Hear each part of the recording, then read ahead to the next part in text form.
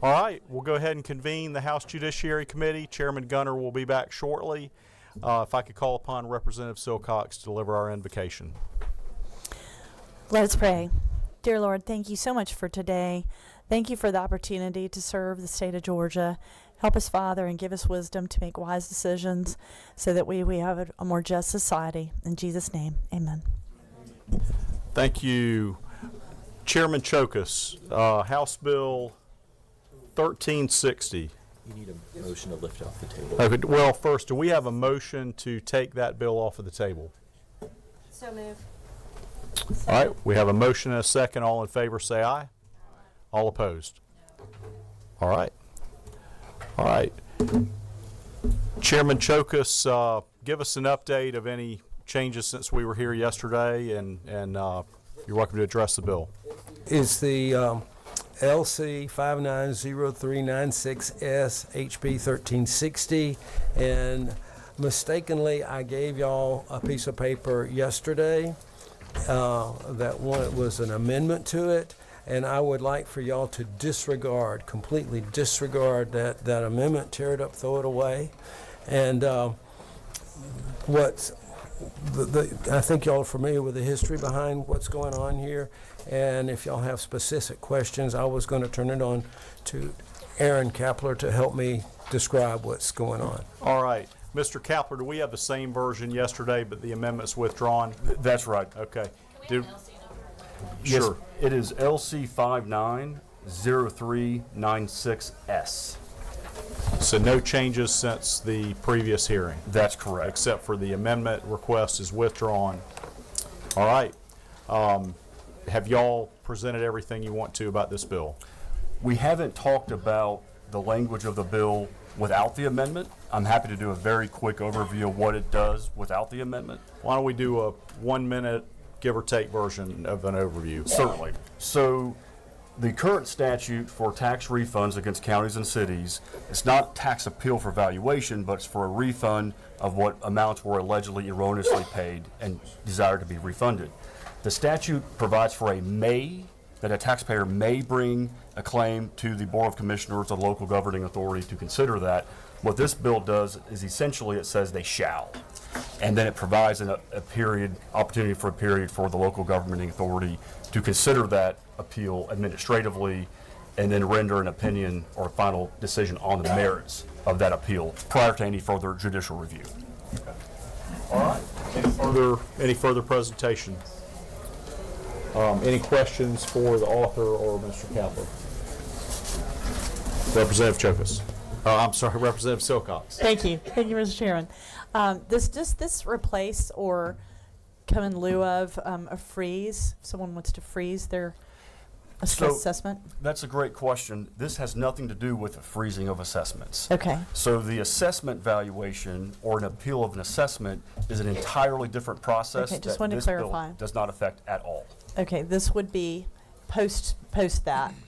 So essentially what this would be is, say you've paid your taxes for the last 2 years, and then for some reason you feel like you paid too much or you paid something you weren't supposed to pay, you then bring a claim and say, I want some money back that I've already paid. Has nothing to do with the valuation of the property at all. But the valuation would certainly be a factor in consideration in such a trial. I actually don't think so. I think if you're determining valuation, that's under the tax assessment appeal process, which again is entirely different. This is for erroneously paid or illegally paid taxes or fees or some other amounts. But that amount would have been based on a valuation. Not necessarily. Not necessarily. So, and I don't want to get too much into the weeds unless you want me to. I want you to get in the weeds. Yes, ma'am. Okay, so essentially, there's multiple ways that governments can raise revenue to provide local government services. Ad valorem taxes is one way, and we're all familiar with those, and those are based on the valuation of a property. Many smaller counties and cities, particularly more rural counties like Sumter County that I represent in these cases, they provide local government services in special districts created through the Georgia Constitution special districts paragraph, which says local government services may be funded through three things: fees, assessments, and taxes. Okay? So for instance, say we have a local county Sumter County.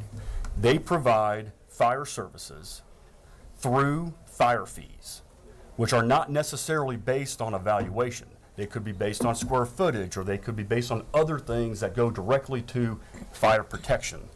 So what's happening in particularly rural counties, and that's what kind of gave rise to these discussions, there are class action cases being brought against counties and cities, and they're alleging that certain of these types of fees, fire fees, that are used exclusively for fire protection, mind you, are illegal because instead of being ad valorem, which is what you were suggesting, there are different method of calculation. And they're saying that those types of fees should be ad valorem, essentially increasing ad valorem taxation for these properties. Because if you delete a $50 a year fee for fire protection and say we're going to do an ad valorem basis, there are going to be people that are paying more than $50. But it sounds like, because you said in one of your sentences a few minutes ago, you said that it could be based on square footage. So to me, that goes back to valuation. But it's not a direct valuation. So some of these counties have a fire fee that says, you know, a certain square. May I answer that? Yes. Okay. In Americus, Georgia, they charge us a stormwater fee. Okay. Okay. It's not based on the value of the property. It's based on the size of the property. It's based on square footage of parking area. It's based on the amount of trees and raw land that is, you know, natural land that's able to absorb it. Right. That's how they do that has nothing to do whatsoever with the value of my property. And I've Okay. got several different parcels, and those fees are different for each parcel. Okay. And it's based on the amount that can be absorbed in that parcel. Actually, what they did, yeah, that's how they decided to do it. Yeah, because they had to update the system. So if you have a flood and everybody paid their stormwater fees, and so they're able to pay for the cleanup with that, is that the idea, or No, ma'am, this They're- was for infrastructure to prevent the infrastructure? floods. Okay. For retention ponds, what have you. Okay. Mhm. All right. Representative Holcomb. Thank you, Mr. Chairman.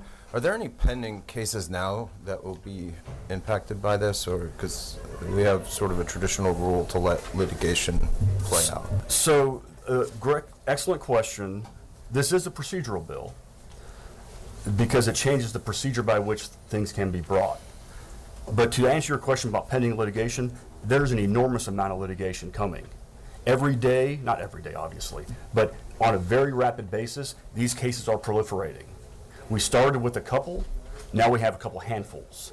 And what's happening is, and this is why I think it is important for this body to consider now, what's happening is these jurisdictions, rather than fearing the risk of litigation, they're acquiescing, settling, paying large sums of money in order to avoid paying an entire annual budget to settle one of these things. So they're paying discounted amounts to settle, paying lawyers contingency fees, and the class rep a 2.5% bounty to be the class rep. And in exchange for that, they're increasing ad valorem millage rates. And so, would this affect those pending cases?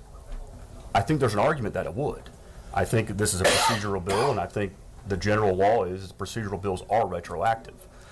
But, you know, I don't know if you can ever put a pause on pending litigation, particularly when they're getting settlements and they're funding those settlements, creating more litigation.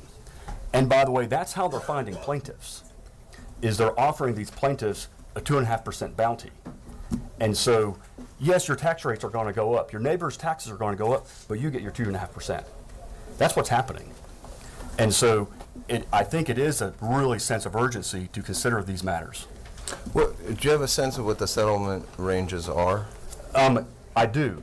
And if I may, and I mentioned this to the committee yesterday very briefly, I'm a member of a class of one of these cases, in addition to representing some jurisdictions.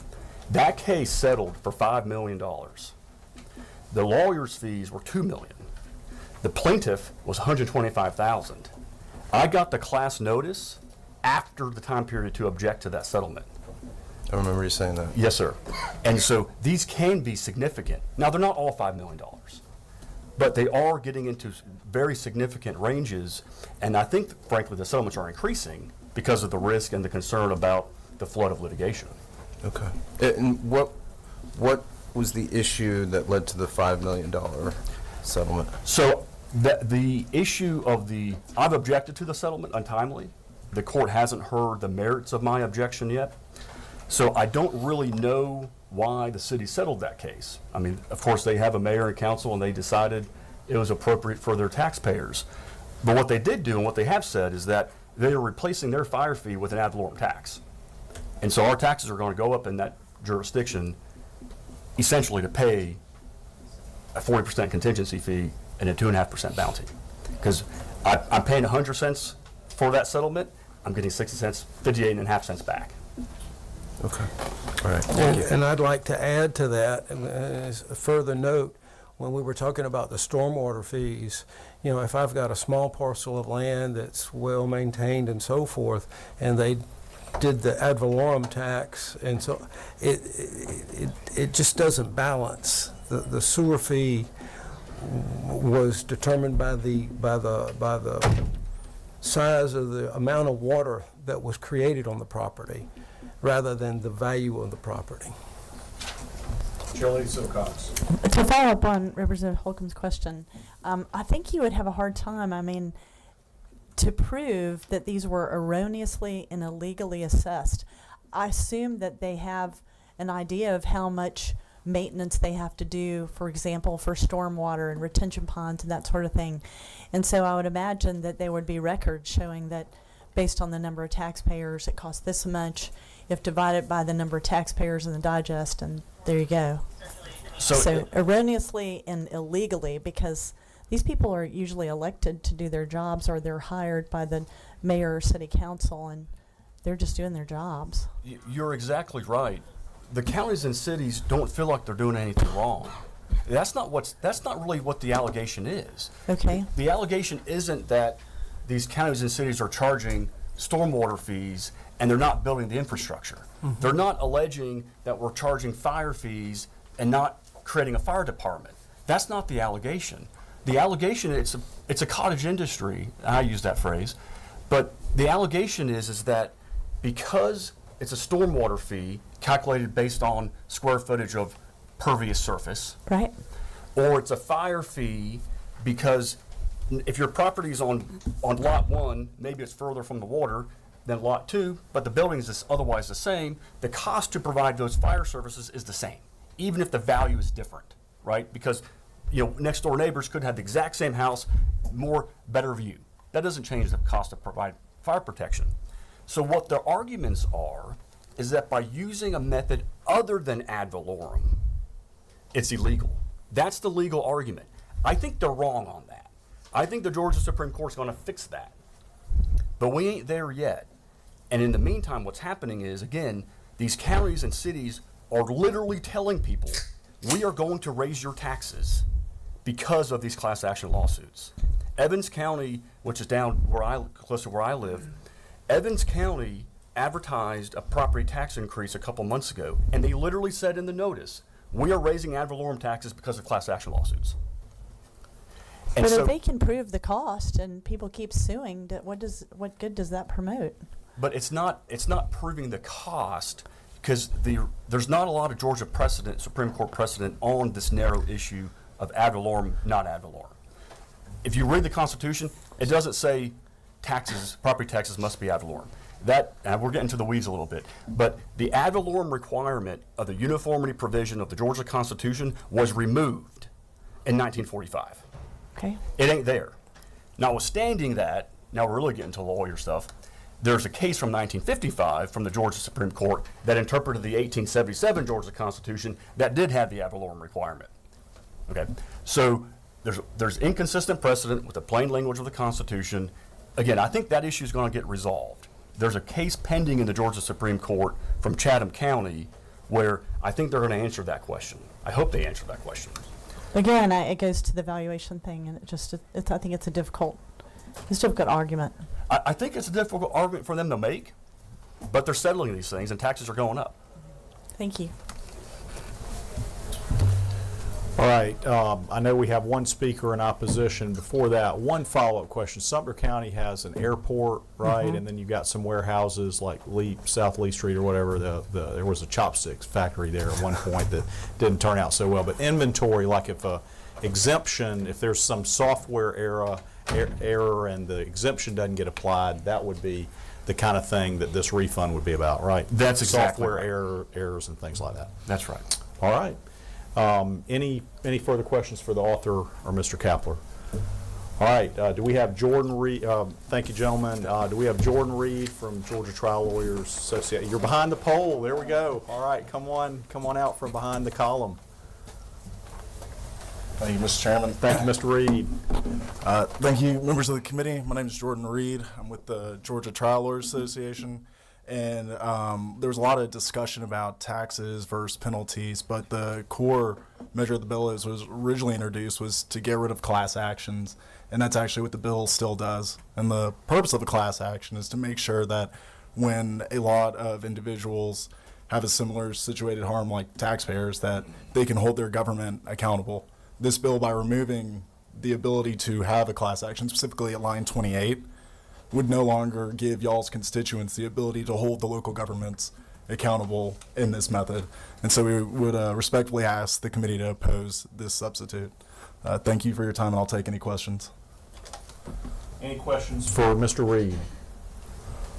No questions. I've got a question. You worked here for that gentleman right there. Yes, sir, I did. Here on this committee, right? Yes, sir. Legal counsel. All right.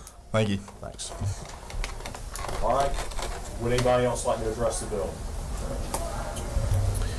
All right. Do we have any motions?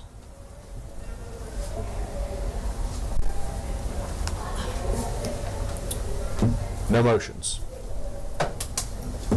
Going once? Going twice? Seeing no motions, the bill does not advance due to lack of a motion, second, and affirmative vote. Chairman Gullett. Okay, I was looking for you. House Bill 289. And I know we've got some more bills just to give you all an order. 289 has several witnesses. And then Representative Barrett, are you here for 1343? That one has a couple of witnesses, and we have started that. Representative Kendrick, you've got two, right? Two bills, two new bills that are quick. Okay, all right. I'll take a look at those, and we'll figure out what to do next. But I know we got a couple witnesses with Chairman Gullett. So tell us about House Bill 289. Thank you, Chairman, members of the committee. This is House Bill 289. It's in 2021. It's really 2019. I started remote online notary idea and legislation. 2021, this body voted, just not this committee, but even the House as a whole. If you were here and on this committee, you voted for that bill twice. And in 2022, you voted for it, I believe, twice. Materially, the same language. Really, the only difference, honestly, is just the dates of implementation of that. But a little bit about what remote online notary is and how it works, and then I'll go through the bill, if that's okay. Remote online notary is is the notarial process through remote means. The process would go something like this. The signer logs into a secure video platform. It's got to be a purpose-built RON platform, not just like a Zoom call. The bill defines communication technology in lines 51 through 55, and I'll go through the bill itself too. As an electronic device, allowing the notary and signer to communicate simultaneously by sight and sound with accommodations for vision, hearing, speech impairments. It's a three-party verification, and all three are required. Remote presentation of a valid government-issued ID, credential analysis, which is a third-party service validating the ID against the public proprietary data, and identity proofing, which is authentication confirming the signer's identity. That's like when you get a credit card and they say, which of these streets did you live on or didn't live on? Those types of questions. Step 3 would be really the Georgia-based notary watches the signer execute the document electronically and applies their digital signature and electronic seal. The bill redefines appear and personally appear at lines 40 to 45 to expressly include the interaction via compliant communication technology, which legally satisfies the requiring personal appearance part of the statute. And then step 4 would be it's lines 311 through 318. The entire session is recorded and immediately transmitted to a third-party repository. A detailed journal entry is created at the same time, and both are held for 10 years at a minimum. Today, when you get a notary done, there's no journaling required.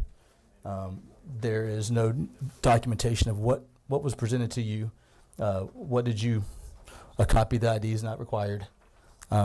Even what item that you notarize is required today. So these are large enhancements to the security process of a notarial act. Let's go through section by section here, just briefly. I'll go fast. Section 1.1, really lines 22 through 33. This grants the Georgia Superior Court's clerk authority or cooperative authority the power to issue technical standards for remote online notary pursuant to Title 45. Section 1.2 provides all the definitions referenced in the bill. There are 23 new defined terms. I think a few key ones is the communication technology, which is line 51 through 55, defining that. Credential analysis, which we talked about, line 56 through 58. Digital signature, 59 through 69, and identity proofing, 96 through 98. Happy to go through those if we have questions on that. Section 1.3, lines 148 through 173, allows an electronic seal to be used for any electronic in-person notarization or remote online notarization. So that's just giving you the ability to have an electric seal for an electric in-person notarization or remote online notarization. There's some confusion related to IPEN, which is in-person electronic notarization. There's a different bill passed earlier for that, but that's when the notary is sitting next to you and they have electronic seal on that.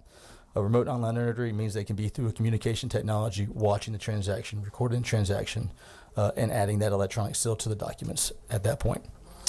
Section 1.4, lines 174 through 181. In documenting a notarial act, a notary public shall sign digitally for electronic, in-person, or RON by hand, in ink, or in all other cases. That's an important part of this too. Section 1.5, line 182 through 333. This is the core framework for RON. Again, standards from the Georgia Clerks Authority. They must adopt standards for remote online notarization. And it says prior to January 1st, 2026, we will need an amendment for that. That's line 185. And those standards have a number of considerations that are required. If you look at line 195 through 285, that's the appointment as a notary public is a prerequisite for RON commission. So you can be a notary, a traditional notary, but you might not have the RON, the ability to do a RON. It's just an extra piece of the commission process to become a remote online notary as well. The applicant must complete a course, pass an examination, and again, line 208 has effective January 1st, 2026. We need to change that. I'll give you those at the very end. Application must disclose the specific technology provider, repository to be used. They must have a $2,000 surety bond. They must maintain a residential domicile and physical presence in Georgia, which is a big key. And they must let the Clerks Authority know of any changes in technology or repository provider. Electronic journaling and audiovisual archive, which is lines 286 through 333. Each RON session must generate a journal entry containing 8 required elements. That's line 289 through 303.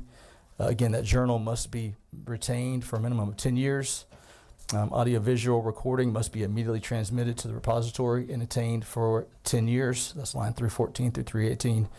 The notary must also maintain a secure personal backup. Again, security is really, really important in this process, and that's why we have so much language around security. Section 1.5, this is where RON can be performed. A Georgia-based notary may serve signers located in Georgia, anywhere in the U.S. or outside the U.S., if the document relates to U.S. property proceedings or transactions. That's lines 334 through 353. Identity verification requirements, that's what we talked about already. That is lines 384 through 389. That all three are required. You can't pick and choose. Fees and credential security, 408 through 420, says a maximum fee of $25 per online notarization. Says upon commission of termination, notary must destroy all digital credentials. And then unauthorized destruction or theft of digital credentials is a misdemeanor. That's line 416 through 420. Attorney supervision preserved. This is line 421 through 429. It says nothing in this article alters the requirement that a licensed Georgia attorney supervise a real estate closing for property in Georgia. A non-attorney remote online notary is prohibited from rendering legal advice or services. That's 427 through 429. Let's see. Effective Ron Acts. That's line 430 through 446. Public officials and government entities shall accept electronic signatures and Ron notarized documents as originals. Out-of-state Ron Acts have the same legal effect in Georgia as Georgia Perform Acts. That's line 440 through 442. And Ron is expressly prohibited in wills, trusts, and estates. That's 443 through 446. I'm almost done, I promise. Again, this stuff is really important to how secure Ron is and what we want to do as a state. Lines 471 through 515 amends the Fair Business Practice Acts to add an unfair trade practice, knowingly presenting a 1 to 4 family residential real estate document for recording when the presenter knew it resulted from an unauthorized practice of law. That's line 509 through 513. Section 22, 516 through 525. Any instrument presented to the clerks requiring an official or unofficial witness may be omitted to record if authorized signatures and seals are present, but the clerk has no duty to examine the circumstances of witnessing. Section 23, lines 526 through 540, provides that the unofficial witness requirement for deed execution is satisfied electronically if the witness is present in Georgia and sees the signer electronically execute via compliant communication technology. And then Section 2-4, lines 541 through 552, records of any audiovisual recording of remote online notary process are prohibited from public disclosure under Georgia Open Records Act. Again, the requirements to become a remote online notary public: you must be appointed as a notary public. You got to complete a course and pass an exam. You need to submit the application to the Superior Court clerk at the county of your residence. You got to pay a fee that's equal to the traditional notary application fee. Once approved, you need to maintain a surety bond of $2,000. You must maintain a journal with details of each notarization for at least 10 years, and you must keep the recordings of the Notarization Act, the audiovisual recordings, for 10 years as well. I'm happy to answer any questions. I know I covered a lot, but I think it's important. And again, this is something we've passed a number of times, just never got it to an agreement at the very end. Thank you, Chairman Gullett. Any questions for Chairman Gullett? No questions. All right. You mentioned IPEN. What bill is that, and where is that? It's not my bill. It's I don't know the bill number. Okay. And it went through a different committee. Okay. But it's in rules now. It's in rules now, as Okay. far as I know, unless it got moved back. But All right. No questions for Chairman Thank you. Gullett? All right. Thanks a lot. We do have a number of people signed up. Let me start with Josh Kamen and Amy Huskin. Do y'all want to testify separately or together? Okay. Come on up.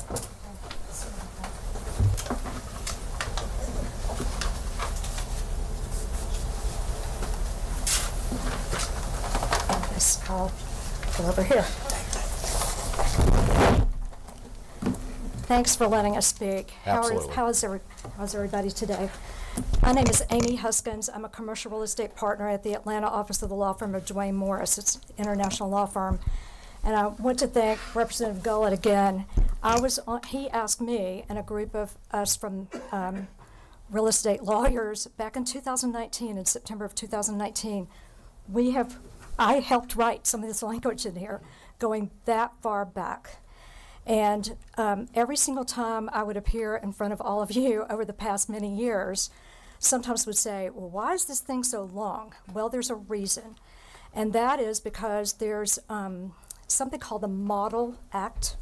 It was promulgated by the National Mortgage Bankers Association in 2014, and the American Land Title Association National Legislative Team out of Washington.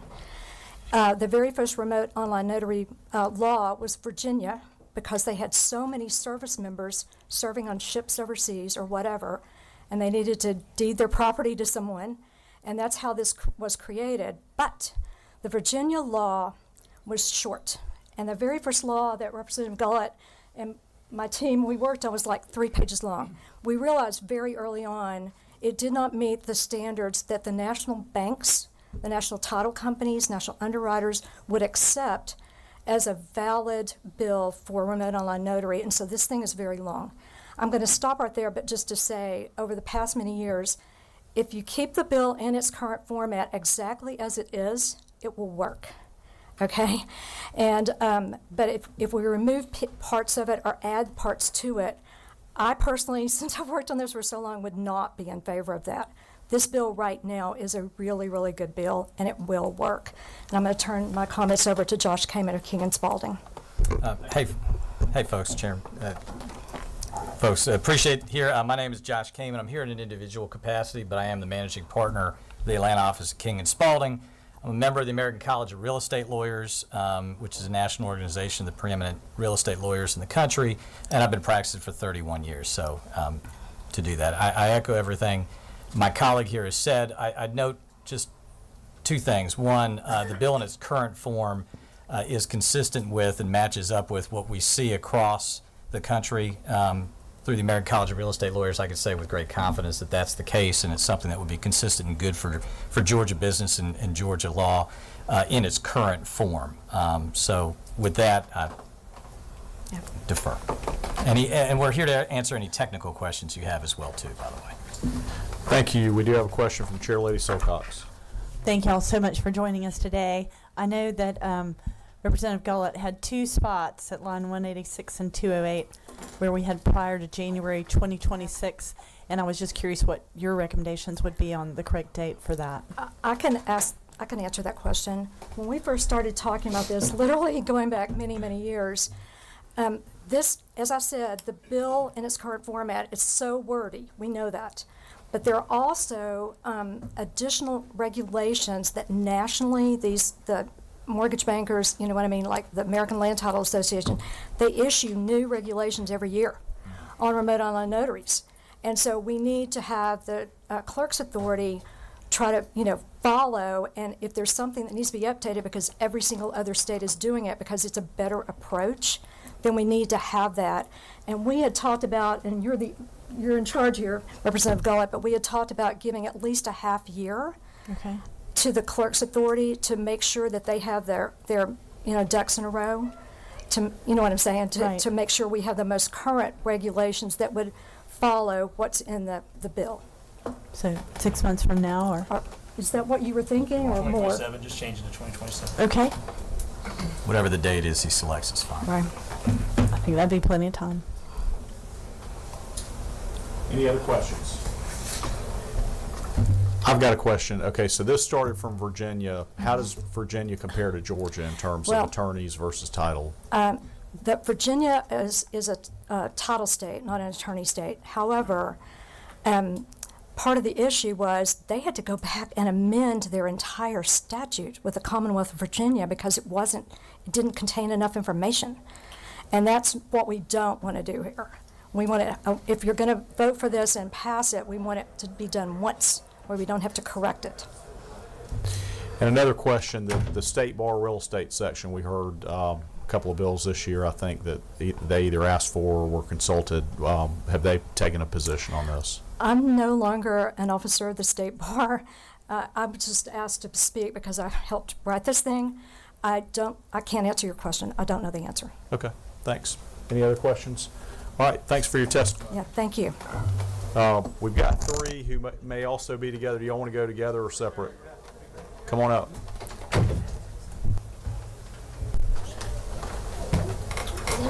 bar here that can tell us. Phone a friend, anybody from the bar, State Bar of Georgia.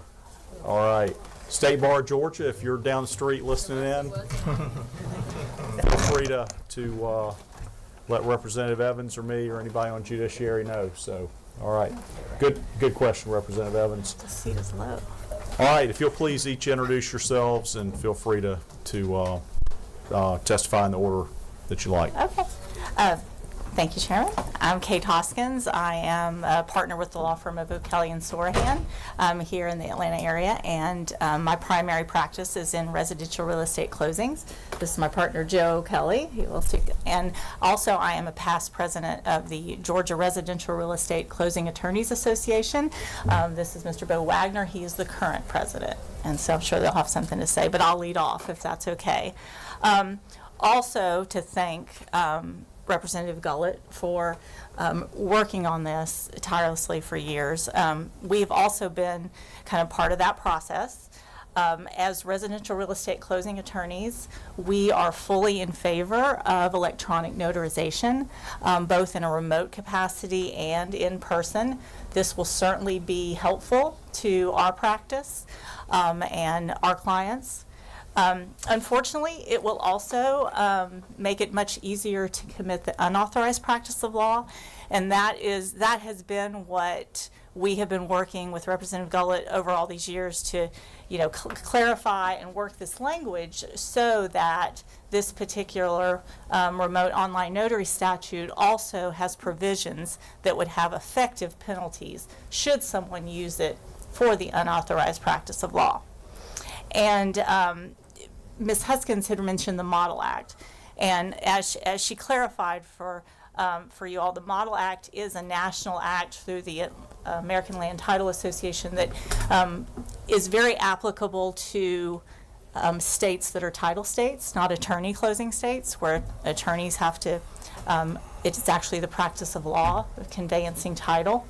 And that is why, while we agree that these all the technical provisions are important, that exact Model Act is not perfect without having some provisions that deal with the unauthorized practice of law, which Representative Gullett did point out that he did add those to the provisions, which is great.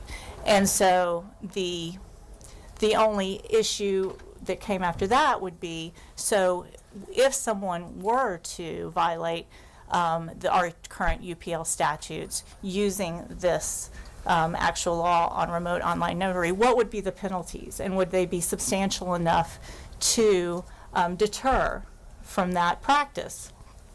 And yes, it has been a number of years, but again, now Representative Gullett has had a brilliant idea to separate the UPL penalties in a separate bill from the remote online notary bill. And so House Bill 1433, which not only it makes the penalties for the unauthorized practice of law in Georgia more severe, which I think is something that all attorneys should agree with, and goes to protecting many of our citizens in Georgia, some of the most vulnerable, and in the state. So not only to protect the Georgia consumer, to make sure that their real estate closing is done in compliance with Georgia law and by someone practicing law, but also in other applications where I know some of the immigrant populations or minority populations have been targeted by individuals saying that they're attorneys and practicing law when they are not. So that was a great move. And so we would be in support of the bill if it also, the body did pass HB 1433. And if it for some reason did not, then our stance would go back to this particular bill, 289, still being a strong remote online notary bill, but needing to have penalties if it was used for the violation of the practice of law, which would be by someone who's not a licensed attorney in Georgia controlling the closing and conducting the conveyance of real property. So, is that? That's perfect. My name's Joe Kelly. I guess we're the largest residential real estate. We also have a good commercial practice, so we do a lot of commercial closings. And I think for years, we've always wanted to have remote online notarization. It's excellent technology, and IPEN as well. We'll probably be the biggest users of IPEN and probably remote online notarization for closings. And so the problem is, over the years, the reason it seemed that we were opposed to it, it wasn't that we were opposed to it, it's just if we can use it, it's like a super highway. We're driving cars right now, but you open up this remote online notarization, it suddenly becomes a super highway. It's the Autobahn, and everybody in the country, which there are 46 title states that want to go use it.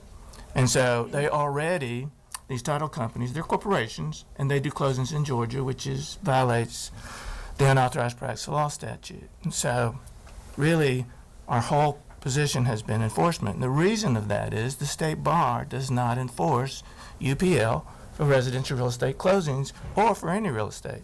And then the real estate section is the largest section of the state bar, but gets no attention. And so that is the reason that we've always been in a struggle, even though we want the remote online notarization.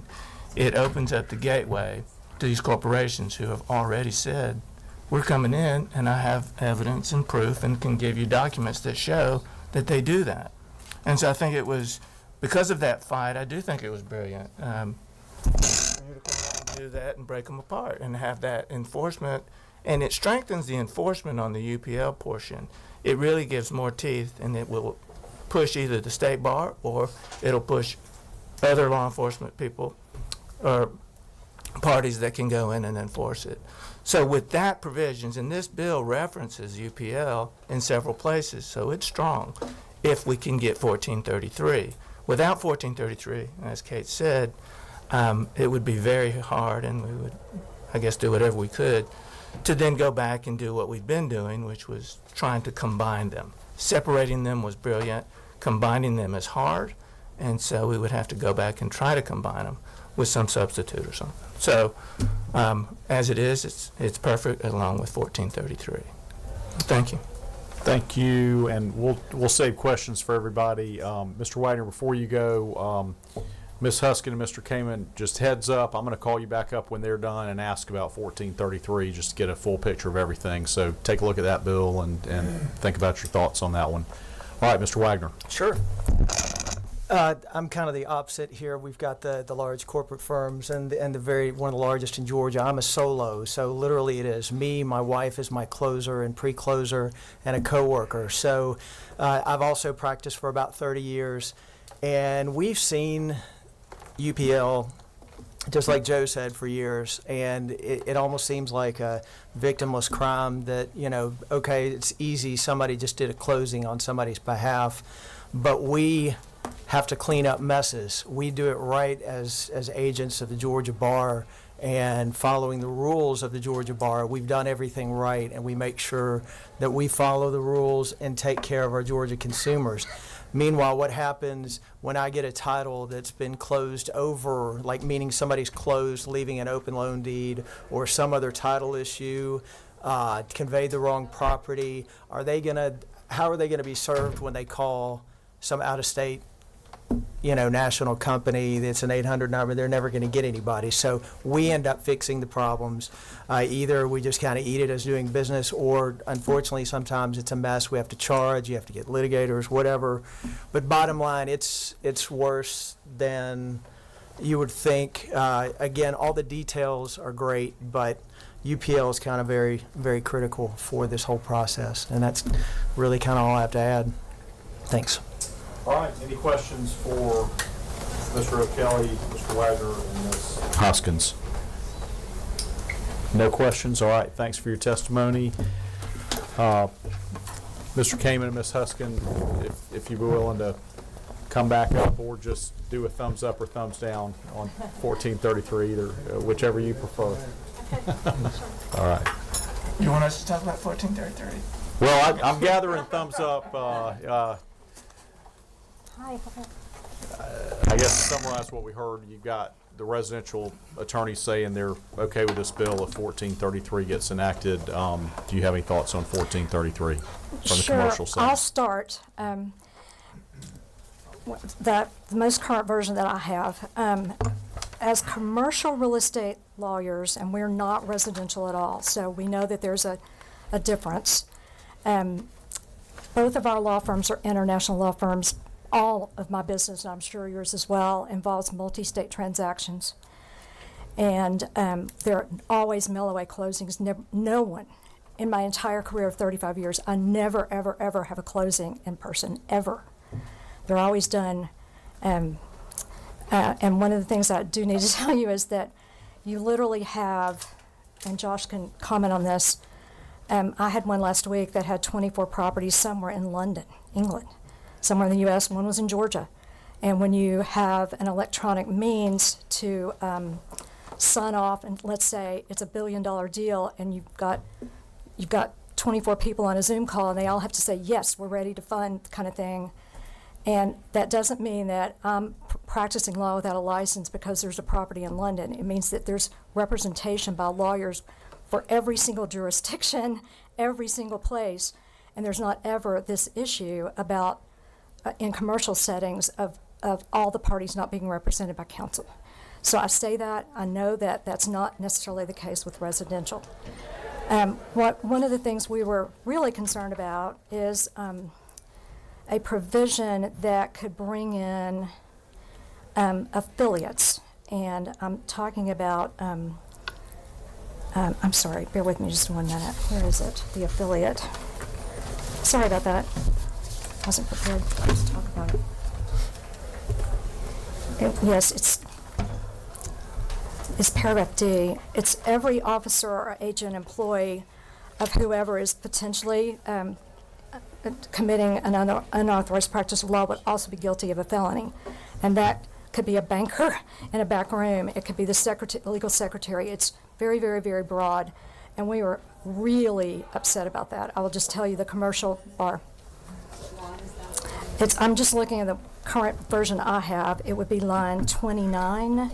Now this is 1433 passed out. Yeah, it It's in did. rules. So you would ask me we that. don't have that, but But that's the comment. We've had the residential lawyers have said they're for this bill if 1433 passes. Yeah. I was just trying to ascertain, do y'all like it or not like We it or do have not. concerns? I'm just saying Okay. generally we do not. Fair We enough. have- So I'll try to be short and bullet pointy as it goes. It's a thumbs down for us in its current form.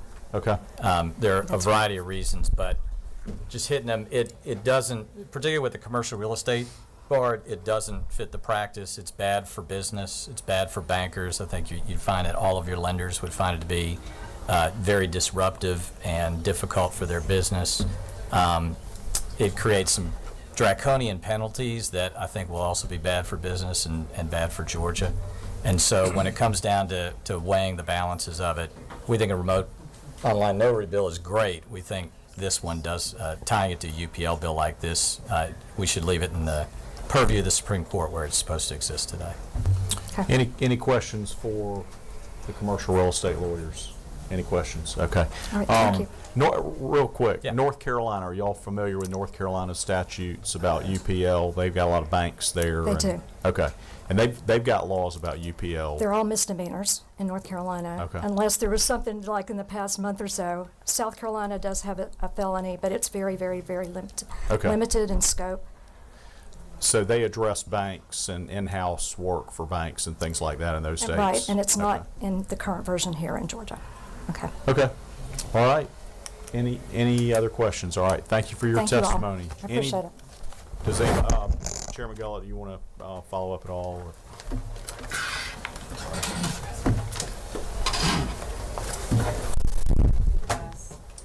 We have a motion. Do we have a second? Second. All right. We have a motion and a second. Do we have any discussion? All right. Do we, all in favor? No, you do have a discussion. Okay. Representative Holcomb. Make an amendment just to change those dates to 2027, which I think is line 185 and line 208. All right. We have an amendment. Do we have any second? Do we have a second to that amendment? All in favor of the amendment, say aye. Aye. All opposed? All right, the amendment is on. Any other amendments? All right, we have a motion to pass the bill as amended. All in favor, say aye. Aye. All opposed? All right. Thank you.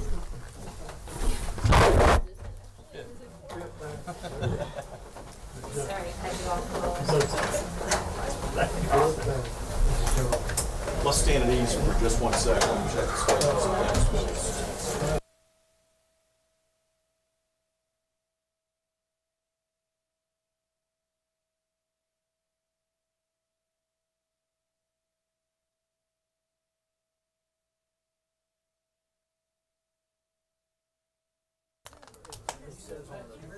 All right. All right, Representative Kendrick. All right, let's come to order. All right, Representative Kendrick, you have 2 bills, right? Yes, they say the same thing. I'm going to let you pick the first bill. Which bill? Okay. Well, okay. Can you hear me? All right. So I have HB 1016, Okay.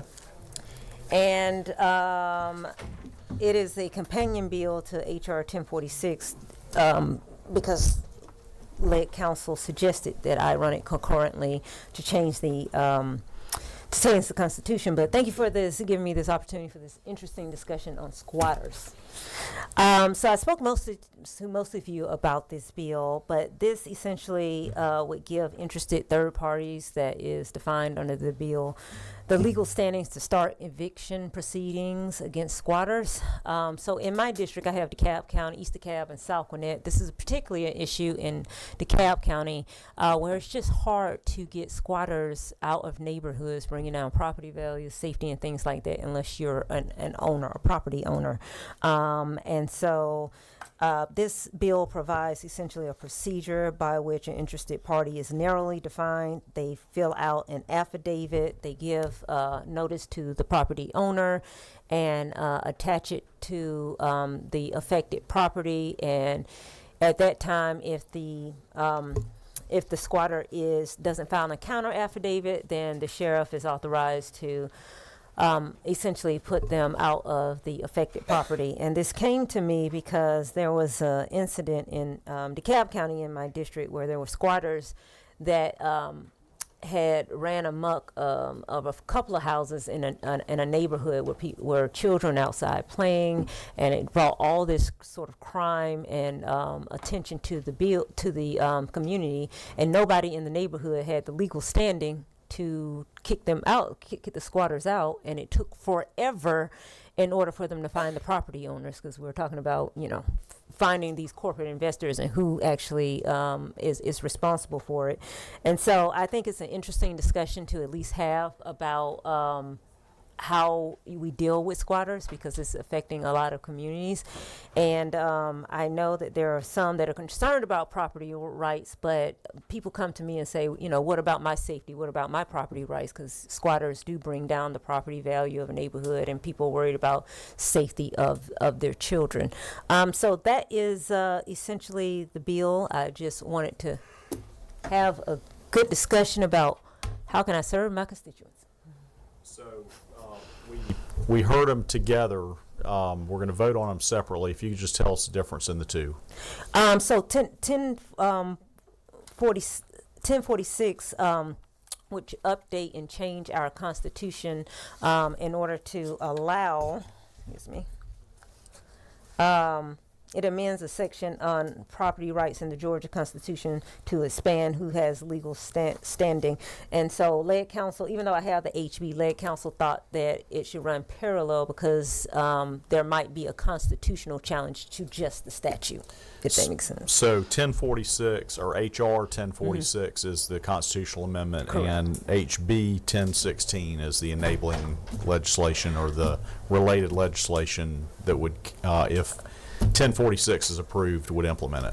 The way it was explained to me, it's not like there's an enabling legislation. It's essentially, if I just passed the HB 1016, Lead Council was worried that there would be a constitutional challenge. So they say the same thing, just in a different form, and if that makes sense. It's not enabling and then a constitutional question. It's two parallel bills running together. One just would amend the Constitution, and one might have a constitutional challenge if we just pass it as a statute. Any questions for Representative Kendrick?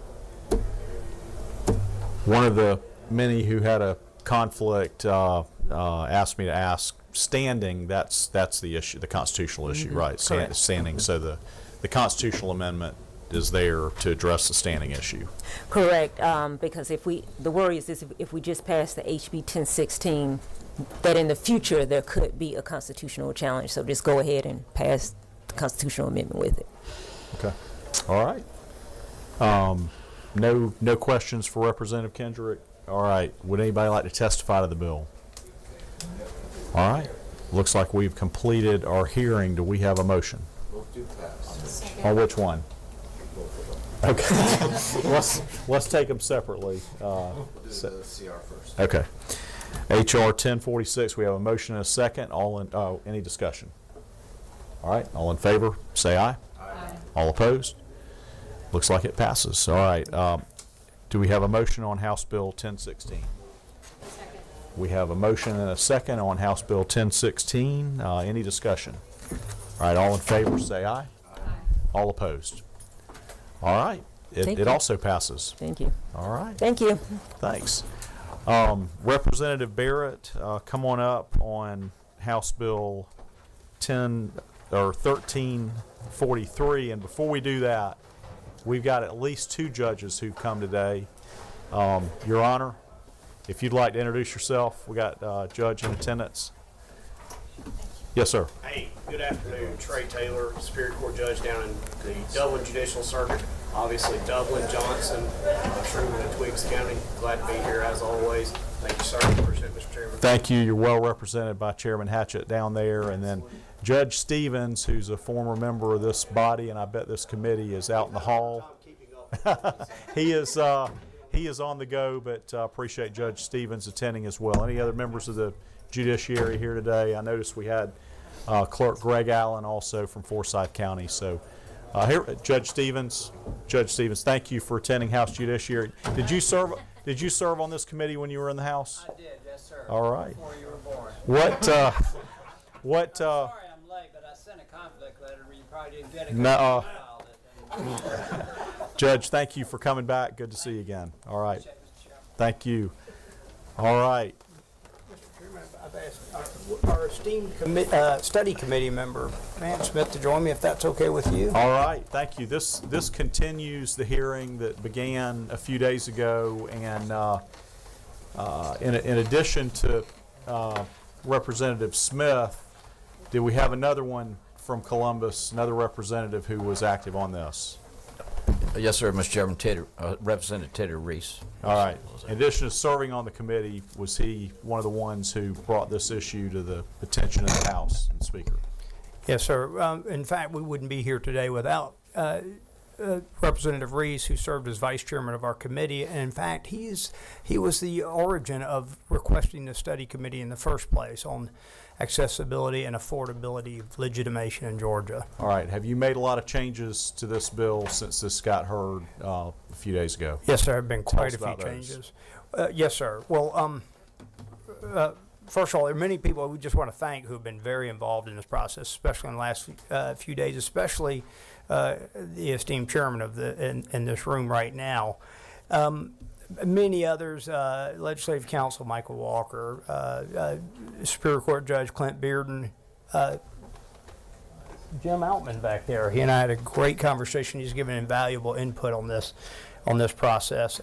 Meg Murray, who's been at so many of our meetings, folks from DHS, Regina Quick, Candace Brose, Cheryl Karunas from the Council of Superior Court Judges of Georgia, the esteemed judge back there who joined her the other day. I think it was interesting, His Honor back there talked about being late, and that speaks to one of the issues raised in this redraft of this bill, which is about timing of expedited processes, et cetera. Mr. Chairman, the origin of this legislation was the House Study Committee on Affordability and Accessibility of Georgia's Legitimation Process. This bill isn't intended to try to solve the myriad complex issues with child custody and those things, but rather the name of the study committee kind of says it all, House Study Committee on Affordability and Accessibility of Georgia's Legitimation Process. The bill that we've created preserves the contested legitimation process that's already in place. This bill was brought forth it's signed by Speaker John Burns, Minority Leader Hughley. I think they understand the profound problem. We have about 125,000 children born in Georgia every year. 46% are born out of wedlock. Over the summer, Representative Smith and I and many others heard countless stories over 3 different meetings around the state about the challenges. We've heard so many fathers tell us, I've never even heard of legitimation before this. And so we really stepped back and said, what's really going on with this process? And what we came away with was there's an educational challenge. And that should be the cornerstone of what we're trying to do here. We need to have the state create excellent educational materials. And that's part of this bill. We thought we need to have a consistent approach with consistent forms across the state. So whether you live in Savannah or in Dublin, or in Metro Atlanta, you have access to consistent forms. If you look on Florida's Department of Revenue website, you'll see the forms right there, and they're easy to get and they're consistent. So just create some consistency. The primary thing we heard over and over is we've never heard about, we didn't even know the process existed. Then once we did, and sometimes years and years after, a father who's living there with the mother, with the children, and he's very involved in their lives, and all of a sudden things happen, relationships become frayed, and they blow apart, and then the father finds out you're not even the legal father of these children. We've heard this over and over, and the process can be intimidating for them, and it can be expensive as well. They've got to learn about it. They've got to go out, find a family practice attorney, start spending money. They've got to serve the mother. And it's a long and arduous process and can be very expensive. So what we've tried to do with this is come up with a process, a court-centered, expedited legitimation route. It's limited to uncontested cases with both parents' consensus and with DNA results which are attached at filing. It preserves the Superior Court authority, provides normal processes when parties are not in agreement. It preserves those normal processes that already exist. It doesn't encroach on that whatsoever. And it prioritizes DNA testing. There are standardized statewide forms for voluntary acknowledgement of paternity and legitimation. It syncs up sort of legal father definitions across juvenile and superior court codes. It definitely strengthens the educational component with comprehensive materials and a statewide, and the goal is to have a sort of a statewide campaign explaining things like the putative father registry, legitimation prerequisites, court processes, and distinctions between paternity and legitimation, those things. Our goal today with this, believe it or not, pretty simple piece of legislation is not to try and be the end-all be-all, but rather make an incremental step forward to create a streamlined process. And our goal today is hopefully to keep this thing moving, because people have delved into the space throughout the years, in and out, and it seems like very little progress is made. So what we try to do is come up with a very simple approach to doing this so we can keep it moving, get it over to the Senate, keep working on it, and for our friends who because we've heard so much feedback, some folks say, well, it just doesn't go nearly far enough. We want to look just like Florida's Good Dad Act, for example. That wasn't the goal of the study committee, but it's certainly worth considering in years future of the other steps that need to happen. There's Senate Bill 404 right now in the Senate. It speaks to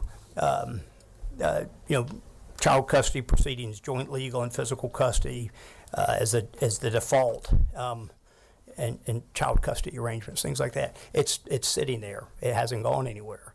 This is an attempt in a very straightforward, very clear manner with a lot of input from a lot of people who are a lot smarter than I am, frankly, to come up with a solution that I think is workable. Thank you, Representative Barrett. Anything to add, Representative Smith? No, I just want to say we had some great meetings. We were in Atlanta, Columbus, Georgia, and Augusta, Georgia. A lot of great testimony. 2 hours we'd given each meeting, and we went over pretty much every meeting.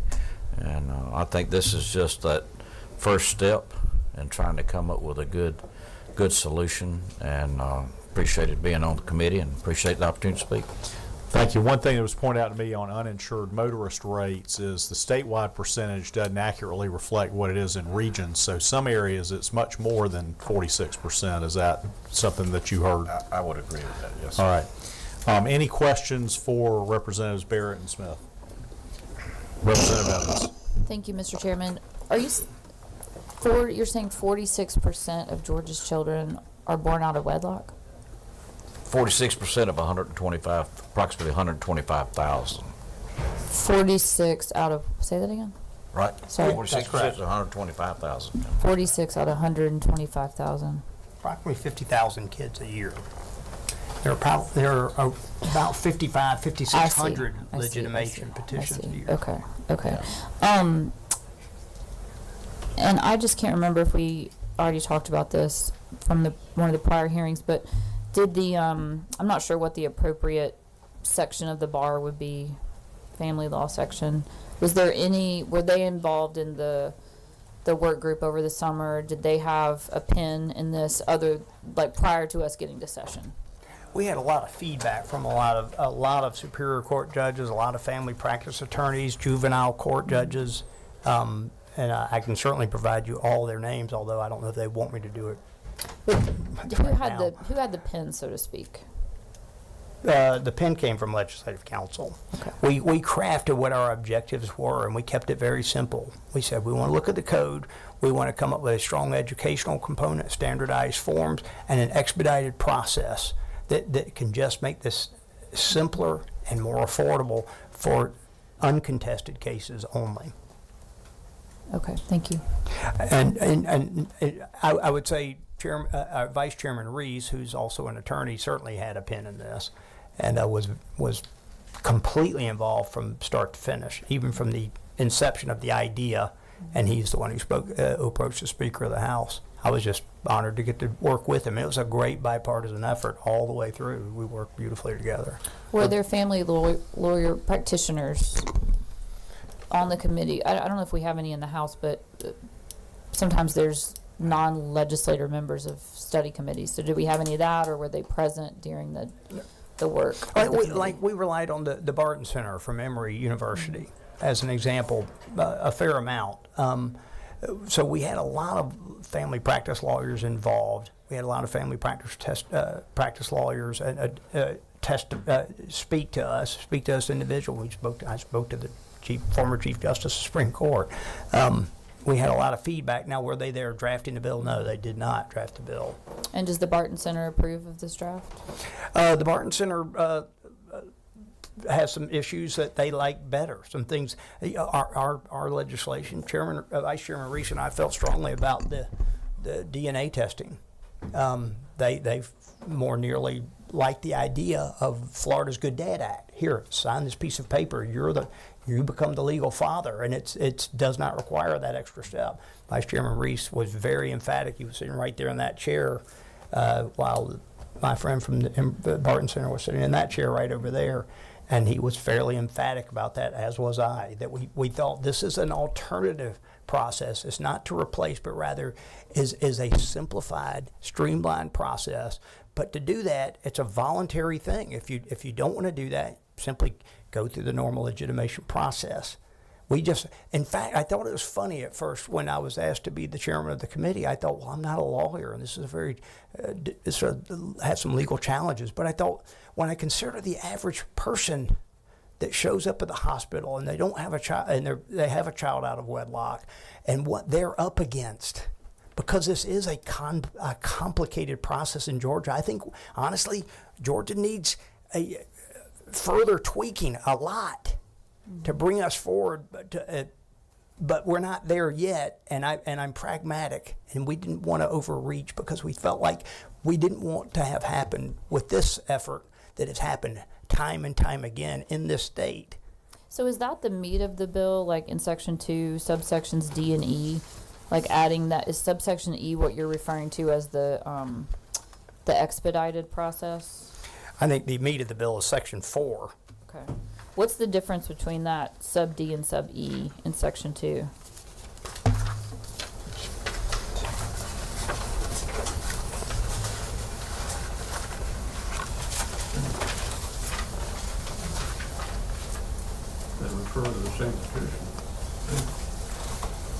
The two definitions.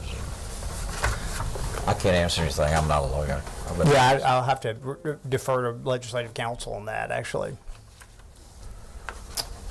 Representative Evans, run that section by me again. Subsection D, and I mean, we're adding a subsection, we're adding a code section to line 30, and then we're adding a whole other way to have a definition of a legal father in subsection E. And I understand, and you know, sometimes it's a compliment to be called a lawyer, sometimes it's not. It just depends. And I don't mean to say that a lawyer has to draft these bills or everything, but like, this is your bill, and there has to be a reason why we're adding these sections. And I think I actually can speak to that. I actually, 19722 is what we have currently, and what we're trying to do is 19722.1. And that's the expedited thing? Yes. And then what's E do?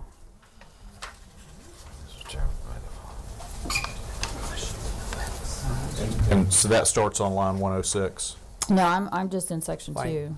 You're on line 30, the definition line of 31, legal father, right? Yeah, the definition of legal father on line 20, and there used to be 4 ways, and now we're adding a 5th, and then we're adding an or to one of the 4.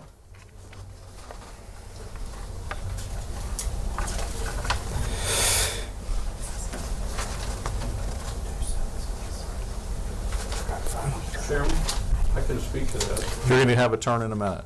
And that's Jim Outman, adoption attorney. Why don't we move on if you can't answer it? And when you've referred to vice chair, that's Vice Chair Teddy Reese, who is an attorney and worked on the study committee.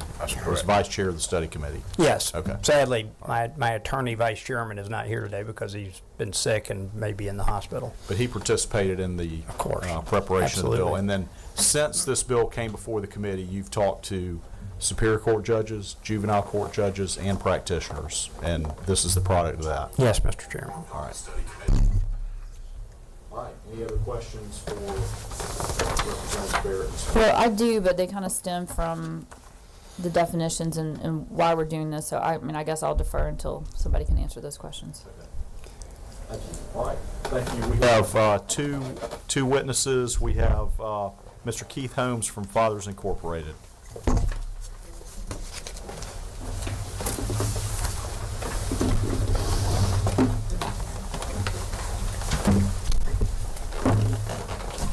Good afternoon. Good afternoon. Chairman and members, thanks for having me. I won't belabor a lot. Senator Barry here, he kind of went over a lot, but I do want to highlight certain things that I think needs to be enhanced and things that need to be pulled out of it. First of all, like you said, my name is Keith Holmes. I'm here representing Kenneth Braswell, who serves as the CEO of Fathers Incorporated. For nearly 11 years here in Atlanta, Georgia, and over 21 years nationally, our work has centered on strengthening families and helping fathers show up, stay involved, and do what's right for their children.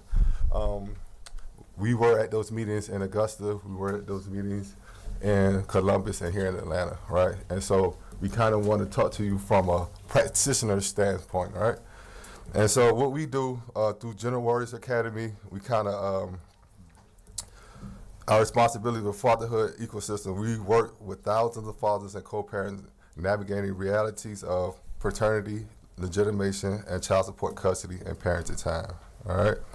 I want to begin clearly, FI supports and attend behind House Bill 1343. Georgia must modernize the process by which unmarried fathers establish legal fatherhood. The current pathways is unnecessarily confusing, often costly and too dependent on whether fathers have legal knowledge, money, time off work, and emotional stimulus to navigate this process, and many fathers do not understand until it's too late. We heard Senator Berry kind of allude to this earlier, that a lot of guys that comes to us don't know, just not fathers, mothers as well, do not know until it's too late that they are not legitimized and don't understand the legitimation process. They think that just because I signed the birth certificate, I was there at birth, that legally this kid is mine, and it's not until it's too late till they realize it. All right. At the same time, we are here because we believe HB 1343 still presents a serious risk unless amended. This cannot be treated as an incremental experiment. Georgia children cannot be tested ground to policy, trial, and error. This bill, if it becomes law, will shake families in real time and will create outcomes that are difficult to reverse once the damage is done. We have to get this close to right as possible. Right now, let's frame the problem in plain language. In Georgia, a paternity and legitimation are not the same. Paternity answers the question, is he the biological father? But legitimation answers the question, is he legally the father withstanding to ask court for custody and parenting time, right? So biologically this could be his father, but legally he's not if he's not legitimized, right? Most people do not understand this distinction. Like I mentioned earlier, many parents believe signing a birth certificate resolves fatherhood. Many fathers believe I am on the birth certificate, so I'm good. The mother believes at the same time, then conflicts happen or such separation happen, and everyone learns the hard way that biologically and paperwork do not equate to legal standing for the father. This confusion breeds conflict, delays stability, and turns parents into opponents. All right, and children pay for this delay. So yes, Georgia needs to reform this bill, also needs to hear the truth in plain language. Here is what we support at HB 1343. We support any approach that reduces barriers and makes the process clear for families. We support early legitimation education at hospitals because the moment right after birth is often the best time to set families up for accurate information and prevent misunderstanding that can last for years. We support safety guardrails because parenting pathways must take serious and well-being of mothers and children. Those are the strength of the bill, right? So not to belabor, I have a couple of more points that I want to hit on. But for the reason we are testifying in those strengths will not protect families unless the structure created by HB 1343 is tightened. All right, so the first point we want to hit on that we would like to see some change is due process must be written into a statute and not assumed. And for the administrative pathway is being proposed, families deserve to know in plain language how mothers is notified, how she can respond, and what happens when parents disagree about facts and how evidence is considered. Whether this is a hearing contested situation, how appeals work, and how mistakes are corrected. Legitimation changes legal status, it changes standings. It has long-term consequences. A process that is not transparent will not be trusted. And a process that is not trusted will not be used consistently, right? So it has to be thorough, it has to be clear, it has to be understandable for everyone, all right? The time window for eligibility cannot create a new clip. So we can't say, well, he has to do it in this time frame, because then you limited the guys who are incarcerated, the ones who are poor, the ones who are deployed in the military, the ones that didn't even know that they had a kid, right? So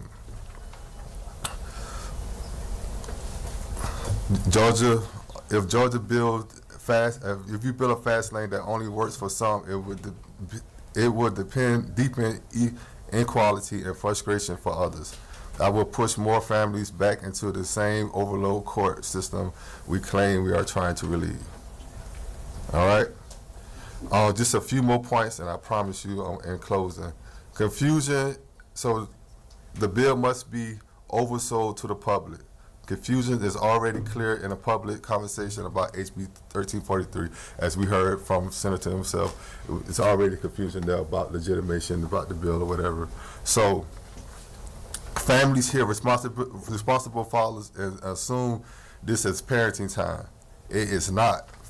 Family hears legal father and assume that it means rights are secured. This is not necessarily true in practice. Custody and parenting time remains court determinations based on best interest. If this bill becomes law, Georgia must simultaneously invest in statewide education that clearly explains what the bill does and what it doesn't do. Who else will simply create, we will simply create a new cycle of misunderstanding, right? So we want the bill to be able to be clear and concise for someone in Brunswick, someone in Chatham County, all over the state of Georgia, where it could be statewide, used statewide and be understood. All right? Last couple of points. Child support cannot be a shadow purpose that understands the public-facing purpose. Any policy that operates under the premise of we can find dads to build them without offering a fair pathway to parenting time is deeply concerning. Fathers are not asking to be rescued from responsibility. Most of the fathers we serve want to be right and support their children, but responsibility without relationship creates resentment and disagreements. Right to responsibility should travel together when it's safe and the child's best interest. If the pathway runs through systems strongly associated with enforcement and associated punitive measures, Georgia must build safeguards and measuring so fathers do not experience HB 1343 as one more pay first parent later policy. All right? So, in closing, the bill must align with the border policy landscape, including parenting discussions. We support SB 404 overall direction towards shared parenting when it's safe and appropriate, but lawmakers must understand how this bill interacts. If HB 1343 increases the number of fathers, we become legal fathers more quickly, and SB 404 shift presumptions in custody cases. The combined effect can either stabilize families or either accelerate conflict faster. Alignment matters, safety matters, clarity matters, due process matters. Chairmen and members, we are here to, we're not here to throw stones, we are here to get it right and help Georgia. And that's me speaking from a practitioner standpoint. Thank you for having me. Thank you, Mr. Holmes. Any questions for Mr. Holmes? I have a question for you. You said you attended the committee hearings, study committee hearings. Yeah, so we went to Fathers Incorporated. It was a group of us. We was here, we was in Augusta, and we were in Columbus, Georgia. Thanks for participating in that. One thing to shed a light on, it's my understanding that pretty much all the committees, they heard that more than 50% or slightly over 50% of children born are born within a marriage, and so they're automatically, they got two parents that way. And then as far as the legal proceeding of legitimation or paternity, of those remaining approximately 46% of the kids born out of wedlock, it's single digits of that 46 that proceed forward and are the subject of a petition for legitimation or paternity, right? It's a very small amount right now, right? I don't want to speak directly to the exact numbers, but it seems like you're on board. I don't know the exact numbers of that case, but I do know that it affects a lot of guys, dads that comes through our ecosystem that we work with on a day-to-day basis. So. Understood. Okay. Thank you. Thank you. No questions? All right. Next witness, Mr. Outman. Meg had to testify. Did she go first? Well, are y'all together? Well, I was going to follow her because she's making a good point, and then I want to follow up. Why don't y'all come on up together if y'all are in touch? How about that? And just introduce yourselves and. Thank you, Chairman. Absolutely. I've been before this committee. This is the 50th year that I've been here. I was here first on what passed as the Adoption Act of 1977, which was the first recognition of the rights of biological fathers of children born out of wedlock, following the Supreme Court case in Stanley v. Illinois in 1973. So I feel very confident in what I'm telling you about this bill and about the issues.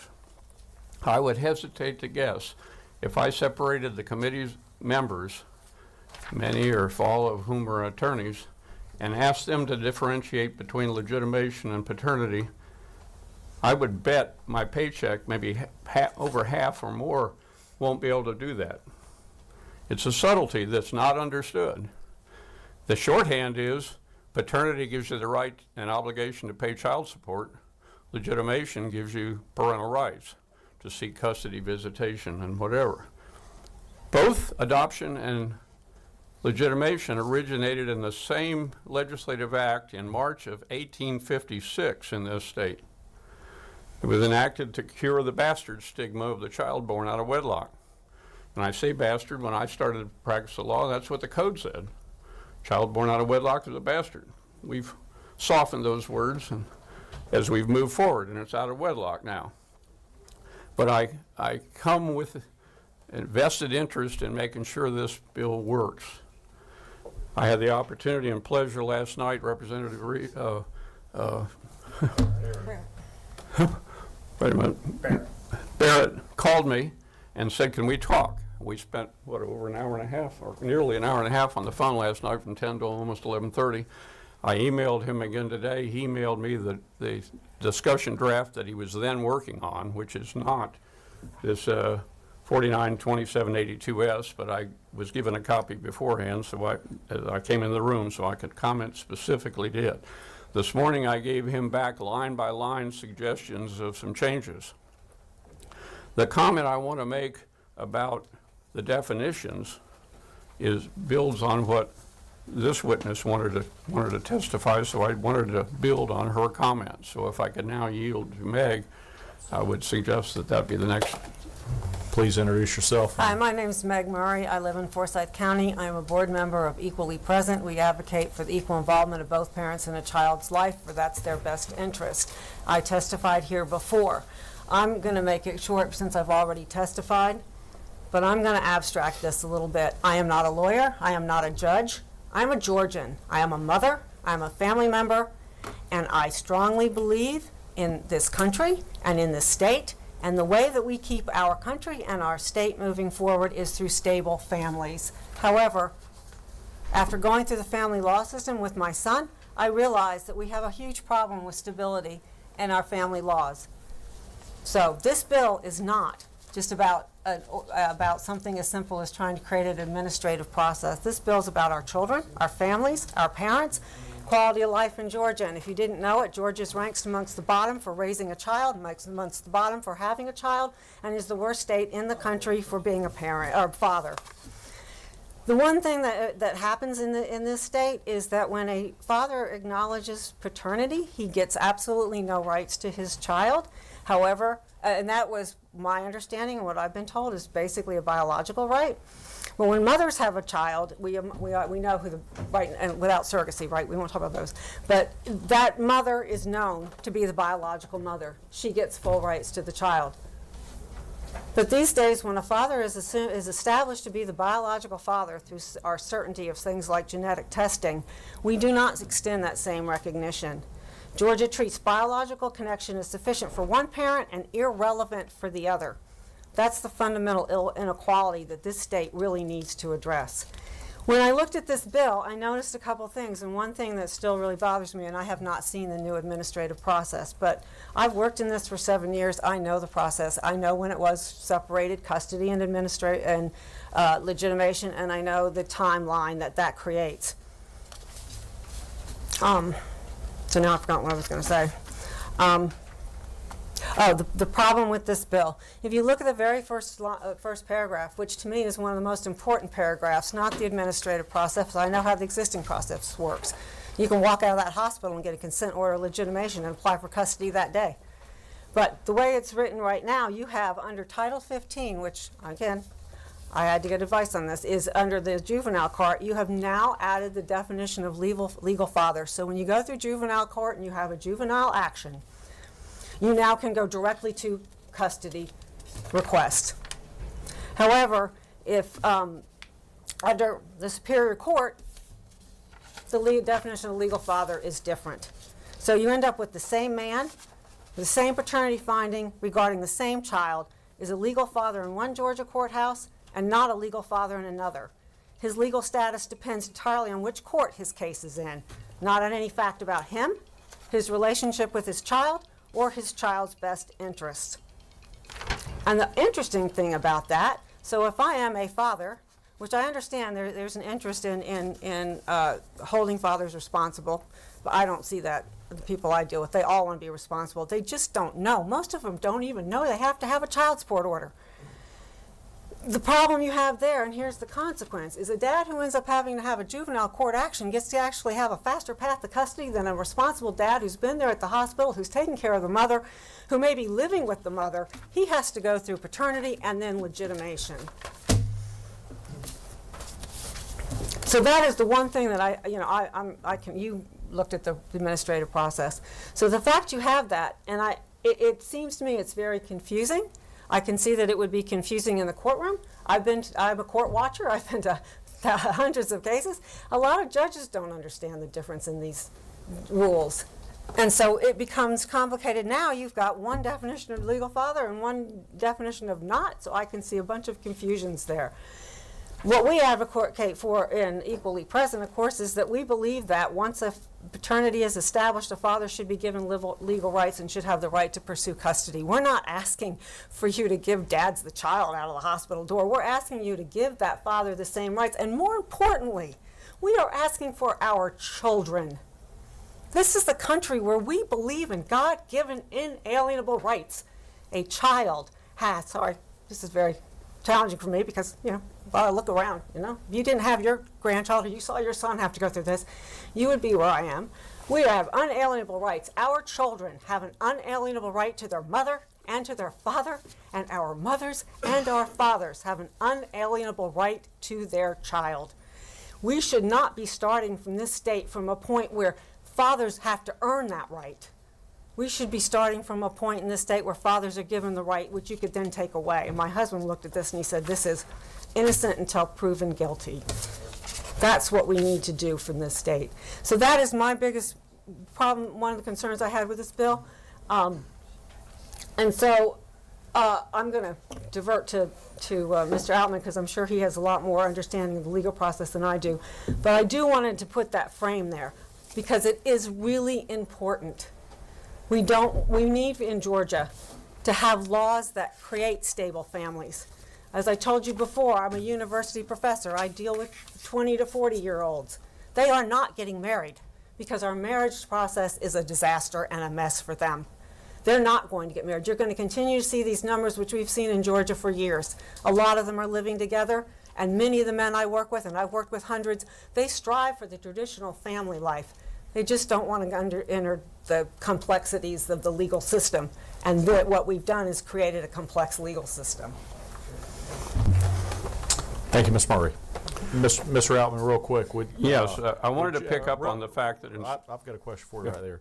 It seems to me from hearing from Ms. Murray, she indicated that young people are having more children out of wedlock. Is that fair to say that that number has increased over the years? In 2005, when administrative legitimation was put in, it was around 40.5 to 43, somewhere in that range. It's consistently, I looked at all the CDC data since 2000, and it's always been in the 40s.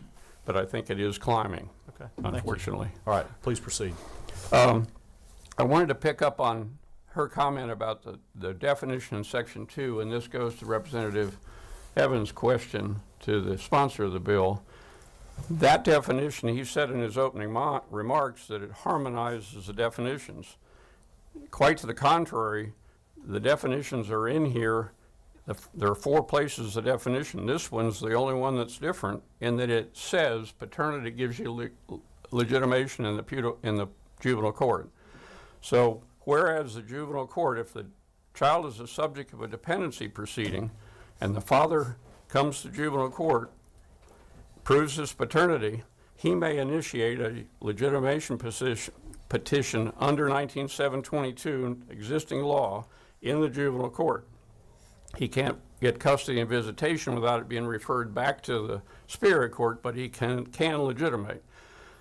I've been in the court where that's been granted. Unfortunately, I've been in there when the juvenile judge never asked the question, is this legitimation in the best interest of the child? And that's the statutory. You haven't heard that before? I have not heard that. I mean, Right. I'm not saying they don't do it as, I've been in there to where I heard her say, you want to be legitimated? Granted. Well, And have you been in front of Chief Judge Younghide Dew in Gwinnett County No. in juvenile court? No. Okay, she is the one, she frequently does that, and she is one of the ones who helped harmonize juvenile issues relating to this bill with the other Okay, issues. but when I asked representatives Barrett last night, did he know what the reason was Section 2 is different? He didn't answer me. We were covering many things, so that's not blaming you. But I didn't get an answer last night. I asked it again this morning in an email and haven't gotten an answer. Please proceed with your testimony. Okay. The fact that the issues of that the committee brought forth on affordability and accessibility has never been a problem. Every court in this state can handle a legitimation action. Affordability is somewhat of a misnomer. They may have had bad experiences to where an attorney says, well, I'll charge you $10,000 to do that, and that's not affordable. But the process is very simple. The petition requires name of the petitioner, the name of the child, date of birth, And name Mr. of the Outman, mother. That's present law, right? That's present law. It's very Real- easy. Real quick, I'm hearing Yeah. from folks. Okay. We've got some folks No who've gotta knowledge of the go. law, Hang on, I hang on. agree. We got some folks who've got to go at 3:30, so I'm Okay. gonna try to wrap this up. If you could conclude your remarks about the bill, not the present state of the law, but Okay. LC number 492782S, which is the product of feedback you gave Representative Right. Barrett yesterday, Okay. as well as others. I commented on Section 2. I think the last lines on 30 through 32 need to be struck. So that I would propose an Why? amendment because it differentiates the definition of legal father for the juvenile court only, bypasses, I mean, it makes paternity legitimation in juvenile courts when as she testified, that sets a separate standard. If your child gets into dependency, you can legitimate him. If the child doesn't in dependency, you've got to go to Superior Court. Well, right now, you have to go to the court. You can go to either court, if but it's a definitional difference. In section line 75 of the 492782S, I had suggested the existing text from 19722 as to if the mother does not reside in Georgia, how it be handled, so that you don't have where it's filed. There's text in 19722 that picks up right after the word mother resides and says provided however, and it provides that it's filed in the county of the father if the mother isn't in Georgia. That ought to be in here. Otherwise, you've got to. So I pointed that out to them, and they didn't put it in there. Okay. On line 101 to 105 is where we're talking about the forms for the first time. I would suggest that such forms include an explanation and everything else that's telling it to put that for responsibility of DHS, or to go to a little paragraph, little I in the hole in the corner, in the hole at the bottom, because that's where the responsibility of the forms are. Right. It's not, it doesn't need to be in when the petition is filed. Okay.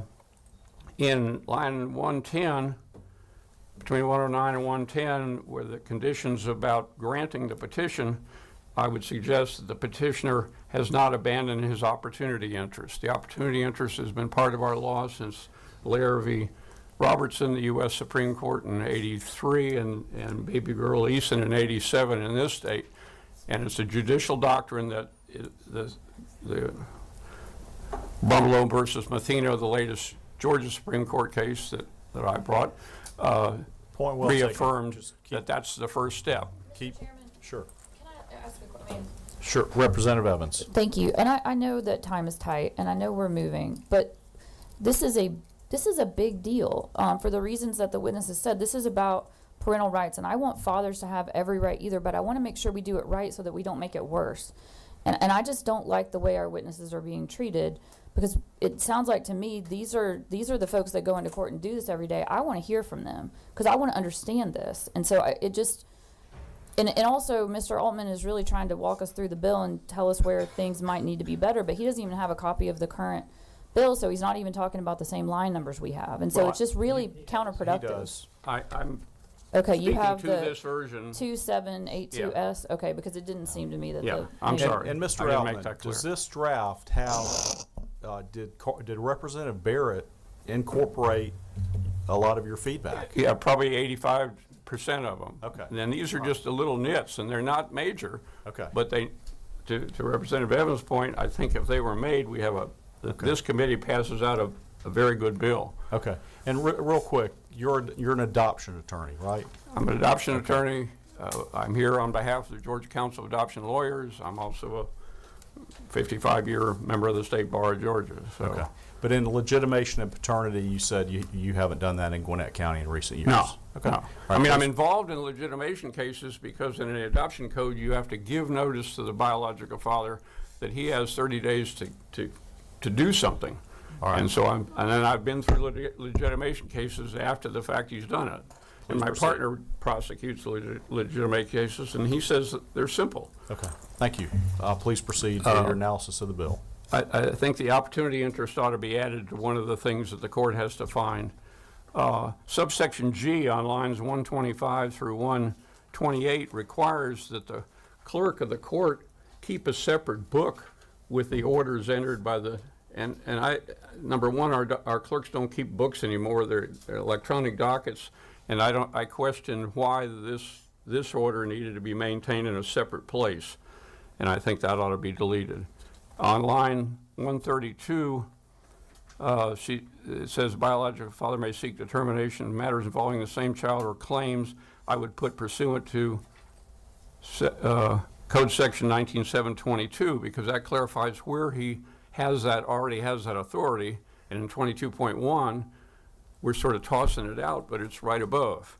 So again, a cross-reference that makes it very clear. At the end of line 149, this is amending the parental power statute that says that a mother of a child born out of wedlock is the sole legal parent and has all power unless the father legitimates, but we need to say and proceeds to get visitation, custody, or both, because otherwise he doesn't have those rights, and it sounds like as you read it, it sounds like he's imbued with, just by legitimation, with parental power. But he only has the right to seek parental power. So that's a nuance that members of our council have had mothers affected by because the police officer has been at the door saying, well, the father's coming under this section, and he legitimated, but he has no custody order. Well, he doesn't have a right to the child. And, the police officer doesn't know the law at that point. He's not there. He's there to honor this complaint. So that's a nuance that would tighten that up and make it clear who has what rights. Section 7 of the bill, the provided however language at the end says that we're going to require vital records to maintain a notation on a birth certificate that a father has sought genetic counseling. Well, what if he didn't? What if the results come back no? They got to take it off and if they come back yes, it's not a fact. Why are we amending a birth certificate to no genetic testing? I don't think that serves any purpose. It involves another department, the Georgia Department of Public Health, Vital Records. They've got to maintain those things. They've got to respond. I think that's a cost to them, and I don't see it benefiting anybody. At the end, one section omitted. I thought Legislative Council would have done a search on where 19722 appears and seen the addition of 19722.1, which is done several times. But in Code Section 1989B, it says 19722, and the phrase or 1972.1 needs to be added. That's a restriction on the mother's right to consent to a legitimation after she's placed the child for adoption. That's where the two adoption code and legitimation code come together again. But that's an important reference because you left out, you've done the parallel cite everywhere except that one code section. I'll say too, the preamble, Representative asked me to look at the preamble and make my comments. I think the fact that, let me get back to the preamble. On lines 5 and 6, it talks about provide for rules and regulations, procedures by the Department of Human Services. That was in the preamble when there was an administrative draft that they were preparing the rules and regs. The reference to rules and regs has been deleted, so I think that needs to be deleted. And then the reference on lines 7 through 10 about maintaining a birth certificate notation, if we took section 7 out, would need to be taken out of the preamble. I appreciate ever so much the committee's attention to this. I agree with Representative Evans. I worry that if this rushes forward without these type of changes, you've got something that you know when you passed it out of this body that it had problems. And that's not been this body's style. I'd like to close with one final statement. I'm sorry, but you are missing the point. You're making this process even more complicated, more lines, more restrictions, more administrative rules. Children, babies, need to bond with their fathers. As it stands right now, the way this process plays out, it takes months and months. And I think that we are doing a disservice to our children to continue to add hurdles to fatherhood. And I'm going to close with this, because I am married to a disabled veteran of the American War. And as we went into a military action in Iran, and I think of those men who are there fighting, if they're not fighting for their families, what are they fighting for? You don't seem to understand that unless we create rules and allow both parents to step up from the time the child's born in order to have custody and legal rights to that child, we are not creating stable families. Thank you. Thank you. I think we have some questions for the witnesses. Chairman Leverett, Representative Montahan. All right. Thank you, Mr. Chairman. I have a question. I don't know really who this is to be frank with you. I just have on lines 54 and 55 says the biological father means the male who impregnated the biological mother, resulting in the birth of a child. And so I think, to Representative Evans' point, we're trying to understand this very complex bill, or rather a bill that has a lot of implications. And so even that question there, maybe, and I'm not a lawyer, right? So maybe you can answer this and say this is very easy. But if it means a male who impregnated the biological mother, I think of things like IVF. I think of things like surrogacy. I think of things like in any other way that a male could impregnate is. Can somebody satisfy me to tell me that we're not going to legitimize a IVF doctor? Or I can answer your question, sir. And this definition's been in the code since 1990. And if you go down to line A, has legally adopted the child, your IVF situation, the father will get a parentage order or an adoption order making him the father of the child that was not his sperm. That could be modified, but that's separate from this bill, but it's a nuance. And I'll be glad to take that back to people thinking about that, because it's a very good point for the IVF community. And actually our artificial insemination says that it would come under the legally married to the mother at the time the child is born. That would also bring that IVF father into. So. All right. Well, further question, I guess, that is, but under legal father, that's a different definition, correct? And maybe I'm reading it wrong. I have no idea. But that's just a different. We're listing out the definitions. I don't know that the definition matches what we're trying to do here. I think it may be too broadly defined here to capture the person that you're trying to capture. The definition of biological father in 1922.1 A1 I don't think needs to be in there because we never deal other than we use his reference to he's the one impregnated the mother, so the DNA test will prove that they're the parents of the child. So that's why they put it in here. That's great. On line 68, we use the term biological. I think there's other places too where we use biological father. Right, and it comes back to that definition. The biological father's affidavit. And so if we're talking about the biological father in lines 85 and 68 and so on and so forth in the bill, I think we need the time to contemplate what a biological father means, right? Is that by, genetic testing? Is that, and I know I'm not trying to slow roll what y'all are trying to do here, but again, trying to contemplate some very complex things in a world that's becoming ever so complex. And so, I don't know. Just for the committee, just y'all can discuss. Maybe I'm losing it here, but I just see that as a big gaping hole in this legislation. I would agree it's a hole. I wouldn't characterize it as big and gaping, sir, only to be a nuance there. But adding the fact of IVF and consent through artificial insemination, if you modify this in both 19722.1 and it appears already at 19722. So, but that'd be another reason why there's a lot of complications with this bill. Thank you. Representative Evans.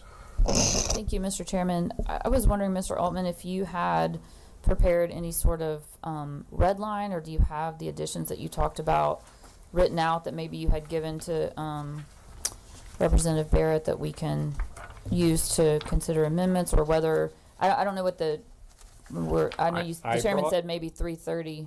I don't know if that could be done overnight. I brought a red line against the 49's 277.6, which was the previous version. Sent this to him this morning, and many of these changes are in the bill, but not all of them. So I went through and spoke to the ones that aren't. I wonder if you could just maybe circle real quick the ones that are not in yet, and we could try to work on them. Yeah, I can do that. Okay, that would help. And I mean, I want the author to know, and the stand-in for our good friend Representative Reese, who we're all praying for, and to those that are here in the audience, we want to get a solution, because I don't like to hear that we're the worst state in the country for fathers, and this is very disturbing to me. But that's not a reason to do something quick and hastily and ill-advised. And so that's my struggle right here. I don't think anybody at this table wants to vote against the bill, but none of us, and I don't mean to speak for everybody, but I feel sometimes I think we can feel each other, and I just feel like maybe we don't want this to die. We know the time is getting late, but this is not going to be good law, and it's not going to help anybody. And so I'm just trying, I guess I'm really more thinking out loud with the chairman if there's any way for us to get us another sub and try to come back. Representative Evans, I've emailed that to you, and I think we've got a hard copy also. And we do have another witness, Cameron Buzz, who's next. But real quick, do you have any questions for them before we can recall them? Maybe. If Yeah. y'all Well, the wanna last look thing at for that Mr. draft. Altman is just to circle the things that are not in it and just pass it over to me and let us try to work on it. I'll do my best. Okay. This does not move the needle. But it's not. All right. I would invite Mr. Altman to take Representative Evans up on that good request and continue to, if you can note and get your changes in there, we'll have that available. I will do so. All right. I thank the committee ever so much. All right. Cameron Buzz. Carrington Buzz.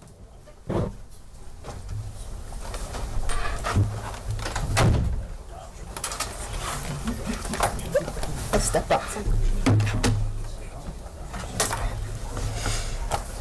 All right, Ms. Buzz. Good afternoon, Chairman and committee. I want to first thank Representative Reese and Representative Barrett for their attention, care, their openness, and their consideration in addressing this issue. And that's Representative Teddy Reese. Yes. Right, yeah, right. All right.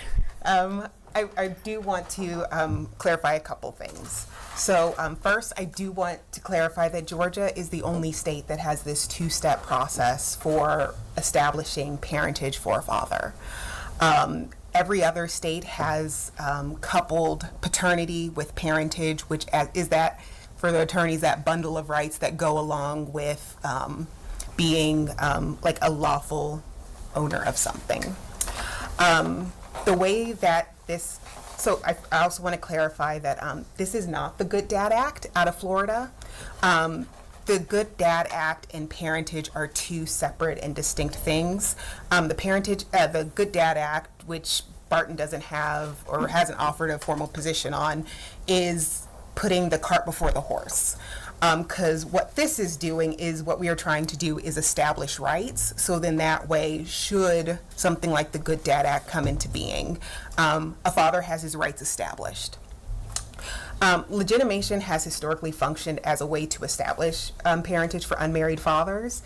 And so it doesn't come with this automatic conferral of rights that, let's say, a married father has.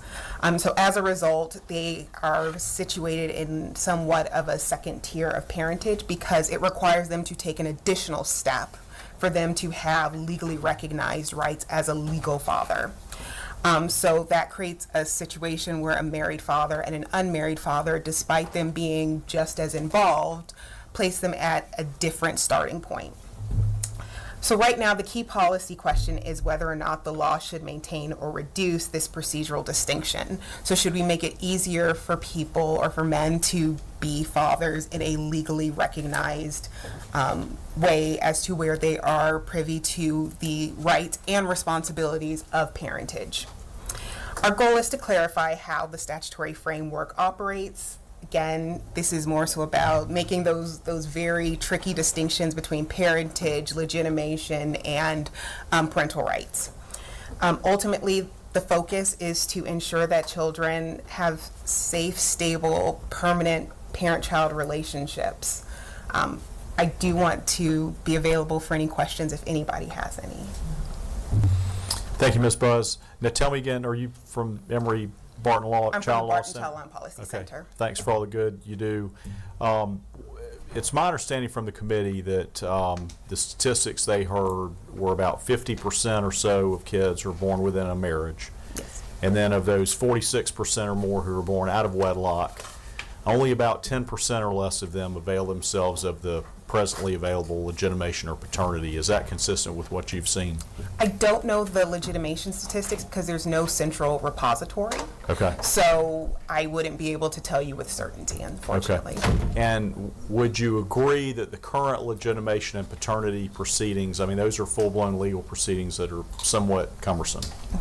And they're mainly designed for contested situations where the dad's going in the different direction or the mom doesn't agree with the dad, and so the court proceeding is there to adjudicate it. Well, the way that the statute works now, it doesn't make a distinction between contested or non-contested. So it's just that if a unmarried father wants to be recognized as a legitimate father, they must avail themselves to this judicial proceeding. Okay.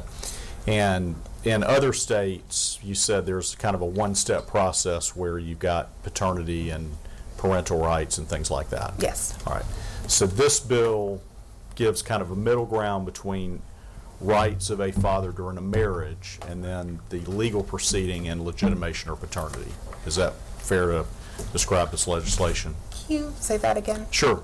Is it kind of a middle ground where it doesn't equate to marriage and it's not a legal proceeding where there's a disagreement and an adjudication? This is designed more for one with those young people who, for whatever reason, choose not to marry. Everybody knows who the dad is, and this is a way to make that, allow that couple to designate the dad in a little bit easier of a proceeding than a full-blown court proceeding. I don't think I would classify it as that, because the way that this structure sets out is it still doesn't confer legal rights. So essentially you would still have to go through all those judicial proceedings. So I wouldn't classify this as any type of middle ground. But it does at least identify who the father is for other proceedings. That's a complicated question because you would be able to sign acknowledgement of paternity, which recognizes biological fatherhood, which then I think Meg already mentioned attaches the responsibility of child support. So I don't know if I would classify it as that either. Where does that occur? What? Other states? What does The what? acknowledgement of paternity. Where can it occur? Correct. So states can have them occur in the hospital, or they can be available at that state's like vital records office. So it's similar to the structure that Georgia has. Okay. But right now, you've got, about 50 to 60,000 kids a year where there is no establishment of paternity, right? No, not paternity. I think the issue is legitimation. Correct. So those are two separate and distinct issues. The dad's the plaintiff on paternity or legitimation. The dad is the defendant on paternity, right? Not necessarily. Okay, in general. You know what? We've got some other questions. Representative Evans. Thank you, Mr. Chairman. Do you have, or does Barton have a position on whether we would be better served perhaps to also have a one-step process like all of our other states in the union? So Barton's position was to essentially step back and look at the survey of states, as well as any type of model legislation. And so during the study committee meetings, I often spoke about the Uniform Parentage Act, which is adopted in, I want to say maybe 25, 26 states, don't quote me, it's a changing number, but many other states also model their law off of that. And is this anywhere similar to that? I want to preface with, I haven't seen this Sure. most recent copy, Sure. but based upon the previous versions I've seen, no. Thank you. Thank you, Mr. Chairman, and thank you to the author and the committee who worked so hard on the study committee. I feel like one of the angles that's kind of intersecting that I haven't heard much discussion of yet is the fact that, as I understand it, non-marital children are more often born to lower wealth couples, and that's a population that's going to have a barrier to accessing legal services and getting to court and doing all the all the custody and all of that parts of this. The other states that have done this one-step process, is it a outside of court administrative process? Yes. Okay.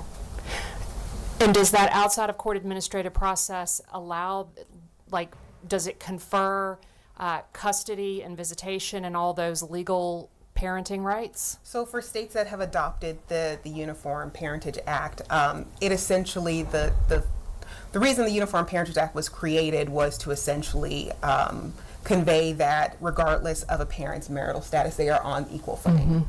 And so for states that have adopted that, that is implied within the law, is that essentially there is no difference between whether or not a father was married or unmarried. They are on the same footing.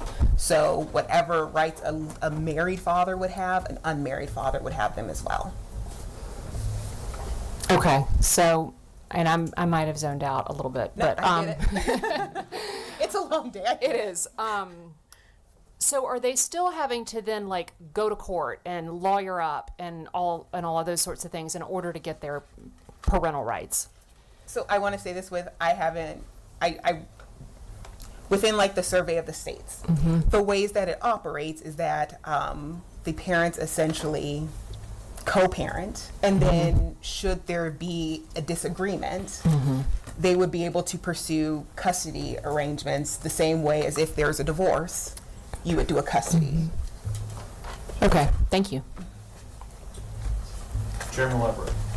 Thank you, Mr. Chairman. I'm not sure where we are on time. If we have a little time, or we need to get out of the room, or I think, as Chairman Smith would say, we've gone 250 years with the status quo, and we can finish the drill. But I know we're going to lose members at some point. Well, maybe we're losing them already. Well, thank you for your testimony, and thank you for the work you do. So I just wanted to make sure, in a long time ago, frozen in the midst of time prior to civilization, I did some of this work, and my recollection, and was hoping that you could help me with the current state of the law. The current state of the law, which you've referred to, I think, is that paternity is a different issue from legitimation, which is also a different issue from custody and visitation, as I recall. Yes. So if I establish paternity, that's sort of a first rung on the ladder to get to the other ones, but that isn't a necessary and sufficient condition to get me all the other stuff. So if I had filed to legitimate a child, the primary result of that is the child could inherit from me, and that was a first stepping stone toward getting visitation and custody. Paternity itself basically gives me no rights to the child, just obligations. I have a duty of support. Correct. Okay, so far I'm good. See? I can remember doing great. stuff. I hope you'll tell my wife. Tell her to call me. And then, so customarily, you try to combine a lot of that in multiple counts into one case, and that was all done in Superior Court, was the way I recall it. So it seems like this process is also in Superior Court, even though it's called administrative, it's still a court proceeding. And I guess the thing, and I apologize to the author, I hadn't had a chance to share this earlier, but it seems that you're basically just using the same process you currently have right now in Superior Court, just by consent. This contemplates everything being by consent, but there are a couple of additional requirements of things that have to be filed with the petition, like genetic testing, and then sort of the affidavit where the father makes all these statements. Would you say that's a fair characterization of the differences between this process and what you currently can do under current law if you've got an agreement? So I haven't read this version. Okay, I only have the two substitutes that were discussed last time, and it sounds like these are very different, so I wouldn't be able to weigh in on this most recent one, unfortunately. I will just say, to me, it doesn't really seem like this is doing anything more than you currently could do under the law, because this contemplates the mother consents to all of this. And this seems to be sort of just doing the same thing, just setting out a couple of different requirements, and it would provide for standardized forms that folks could access.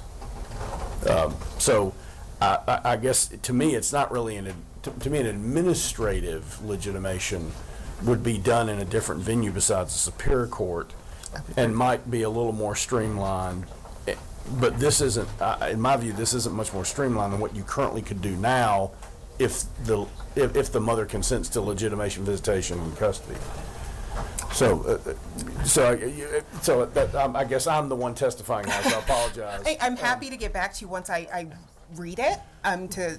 So is there a movement in a lot of states now to try to consolidate all those steps into one thing?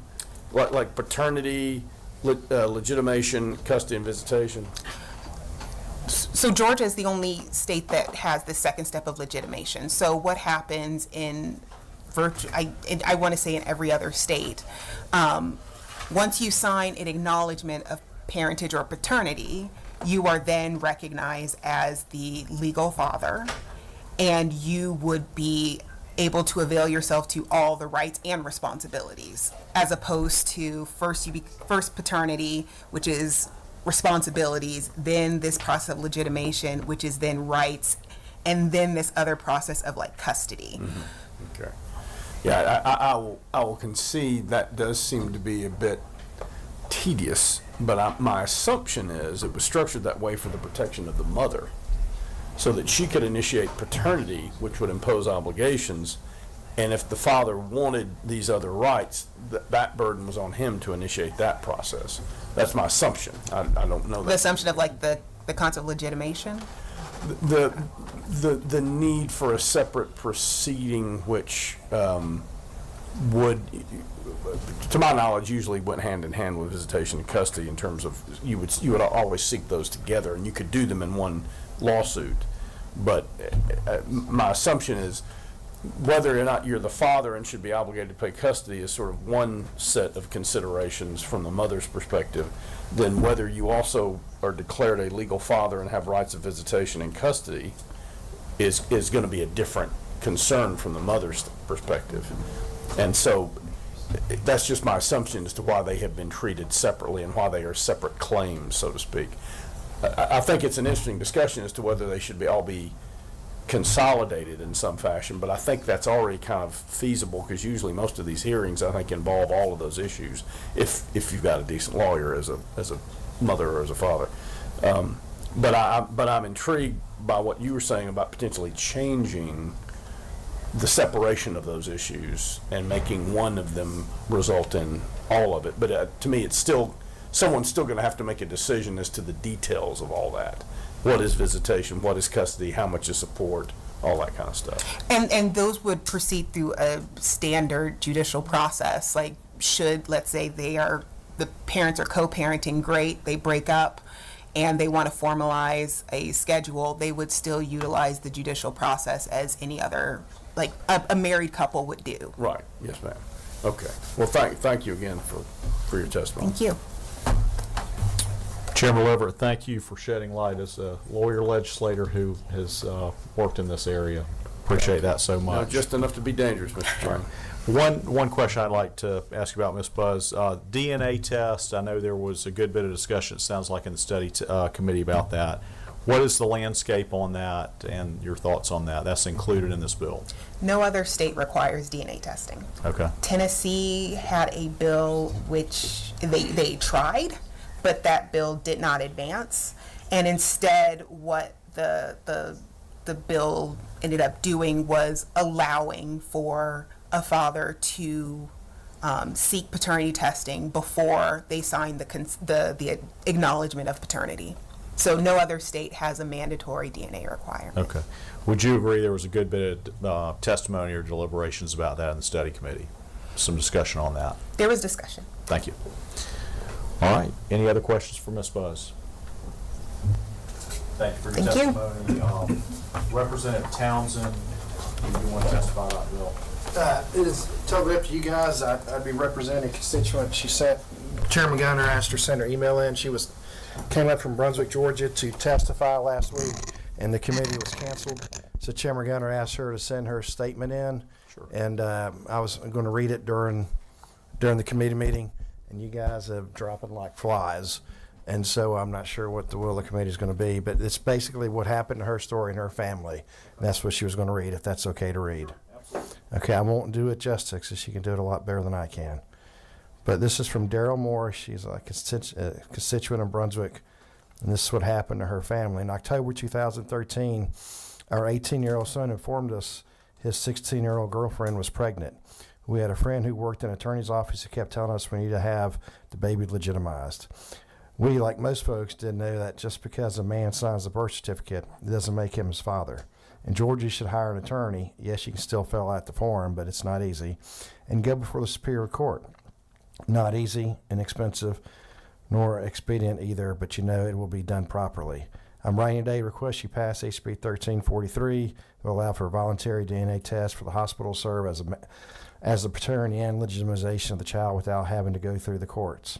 Georgia is one of the only states that require this, and it's a difficult and expensive process. This is important so the father can have custody, visitation, and input on critical life decisions. It is also important regarding matters of religion, school, medical, and sports decisions. The rest of the story. Our son Cole died in October 2016. Caden, his son, was not quite 3 years old, so thankful to have him had legitimized because Cole was able to be a father during the short life, 21. He was by far the best thing that could possibly have happened. Caden talks about him to this day and knows he was loved. He died in a motorcycle accident. We, as grandparents, have had no options to request visitation, even though we have been in Caden's life since birth. He has lived with us and part of our daily lives for several, it was now 11 years, and we see him on a regular basis. That is not always the case for many families. Grandparents and extended families are so important to the lives of grandchildren. It takes a village, and most of the time that's the best interest of the child. The child would not have been entitled to an inheritance. The child would not have been entitled to Social Security benefits. As his mom married, the husband would become the legal father of Caden. Per item 5, this mom died, he would have had to live with the husband, which in the case would not be Caden's choice. The child ever finds his or her need of a medical history, the process for finding the father would be more efficient. Another example of this bill is so important, I'm closing up. As an attorney, I spoke with representing a man that had been in the daughter's life for 9 years. Paid child support, had visitation, all worked out between he and the mom. The child was never legitimized. The mother marries. The mother decides the father can no longer see the daughter. Dad hires the attorney and seeks legitimization, and is granted custody to see the daughter every other weekend plus. He should never have been denied the ability to see his daughter. How devastating that must have been for the child and the father for the time they were kept from each other. Please consider passing HB 1343 to make the process easier for the fathers to become involved in their children's lives. Thank you, Daryl Daniel Moore, Cole's mom. Thank you, Representative Townsend. Any questions for Representative Townsend? All right. Representative Barrett, if you would like to respond to the testimony. Okay. Our attorney, my new attorney friend, made excellent points. He also indicated we added 85% of what he had recommended to the legislation before you. This legislation is not intended to try and solve all of Georgia's visitation and custody problems. That's a bigger issue and far exceeds the scope of the study committee that was established, which was affordability and accessibility of legitimation. This takes nothing away from the existing process. It does offer another venue, another path to go forward. Imagine that, and I think the other day Mrs. Murray said, my son didn't know about legitimation. Imagine at the hospital or the birthing center if they actually knew about it, if they had the educational materials. What if at the hospital they had the ability, when they're all happy and together, and he had the ability to have access to standardized forms that were simple to fill out and excellent educational materials, which included everything from getting married as an option, but if you don't legitimate, this is what can happen, etc. We're not trying to be the Good Dad Act in Florida. You know, the voluntary acknowledgement of parentage, paternity in Florida has nothing to do with DNA testing. They signed the form, and that's the voluntary acknowledgement of parentage. Whether or not we need some version of something like that, absolutely we should be studying all of those things. This does not take a thing away, but it adds another process, a simplified process, an educational process with the educational materials, and a path forward. Now, you have a baseline. The courts have a baseline. This is not an administrative legitimation. We contemplated doing that through the Department of Human DHS, and we opted to say it needs to stay with the courts. So it doesn't usurp the courts. It doesn't remove it. What it does do is establish a baseline. Here are two people that acknowledge he's the father, and here's a DNA test to go with it. So it's unambiguous as to who the father is.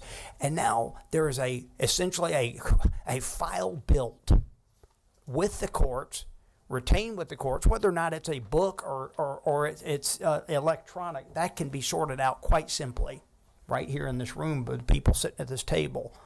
The question is, do we want to add another path to educate folks, to make them aware, to make it easier for them, to make it less expensive, something they can do right there up front? Or do we want to just go back to what we're doing? It's a simple question to me. Progress, not perfection today. I'd like to keep this bill alive. I'd like to see it in the Senate and see it continue to be perfected over the next, in the remainder of this session. If we don't like the final product,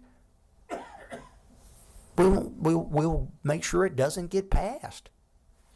Or we can just go away for 9 months and don't do anything.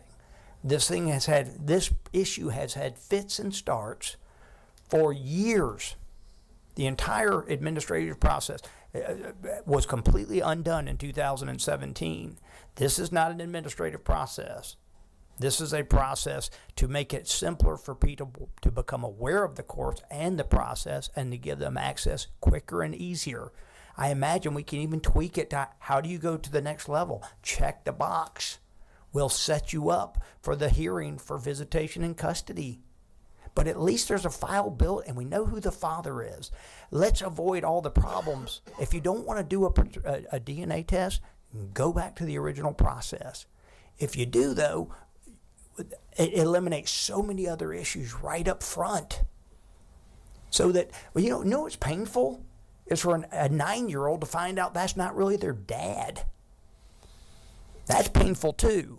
So I think this is an elegant, simple solution to create a new path and certainly to open up the conversation for the next study committee, which moves us more nearly to our own version of the Good Dad Act, but maybe not exactly Florida's version or Alabama's version, our version. But this is a meaningful step in the right direction. And the fact that we're having this conversation today is proof positive of that. And the fact that this gentleman is right there, and Mrs. Murray is a very dear friend of mine. She lives right down the street from me. We're friends. We talked about this 3 or 4 years ago before I was even elected. And I am sympathetic to that. I do believe that we're innocent until proven guilty. And the way the process works now, it kind of does. Hold that thought. You've got a question from Representative Westbrook. Yes, sir. Sorry, one more question. One of the recommendations that came out of the final report was publishing the forms, like we do with a lot of probate forms. So if you go to your county's court website, you can see exactly, did that make it into the final bill? I feel like it wasn't in an earlier version. We have in this version that they will provide the forms through DHS. It is not. It doesn't have time periods. It has time period for this to be enacted, but and it's DHS and not your county courthouse website. It's DHS because we want it to be consistent. When you go to the Department of Revenue in Florida, it's right there. It's Form 543, blah blah blah, right. and there are 2 different forms, and it's just right there, and it's intuitive and simple to get to. And I felt that's what we need to be doing in Georgia. Columbus and Muskogee County does a beautiful job. And Representative Vance Chairman can speak to that better than I can. We spent some time over there, and as did you, and I forget what the legitimation station is what it's called. They do a great job. The problem is they're one circuit in the state of Georgia, and many other places don't do a less great job. So this is designed to help eliminate some of the vagaries of which judicial circuit is really busy, which one isn't, who can get the things in a timely manner, who can't. This is an elegant, simple first step. Nothing further. All right, Mr. Outman, were you able to make some revisions? I gave Representative Evans some notes that Okay. she left the room. Let's do this. It's 4 o'clock. Let's stand at ease until 4:05. Let's see what we have the capability of doing. Everybody stand at ease. We'll recess until 4:05. If I may, I'll make it.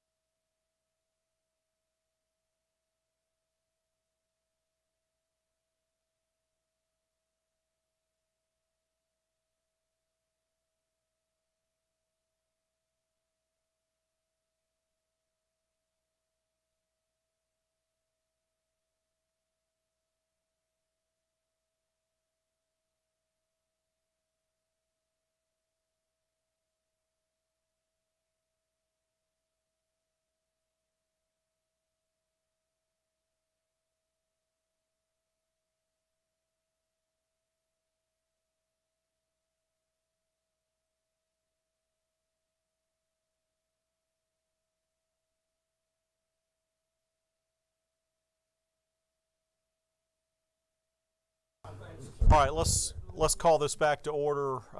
It may be briefly before 4:05, but I regret to announce we have lost quorum, so this bill is going to stay on the table in the committee. We do not have any hearings scheduled in the future.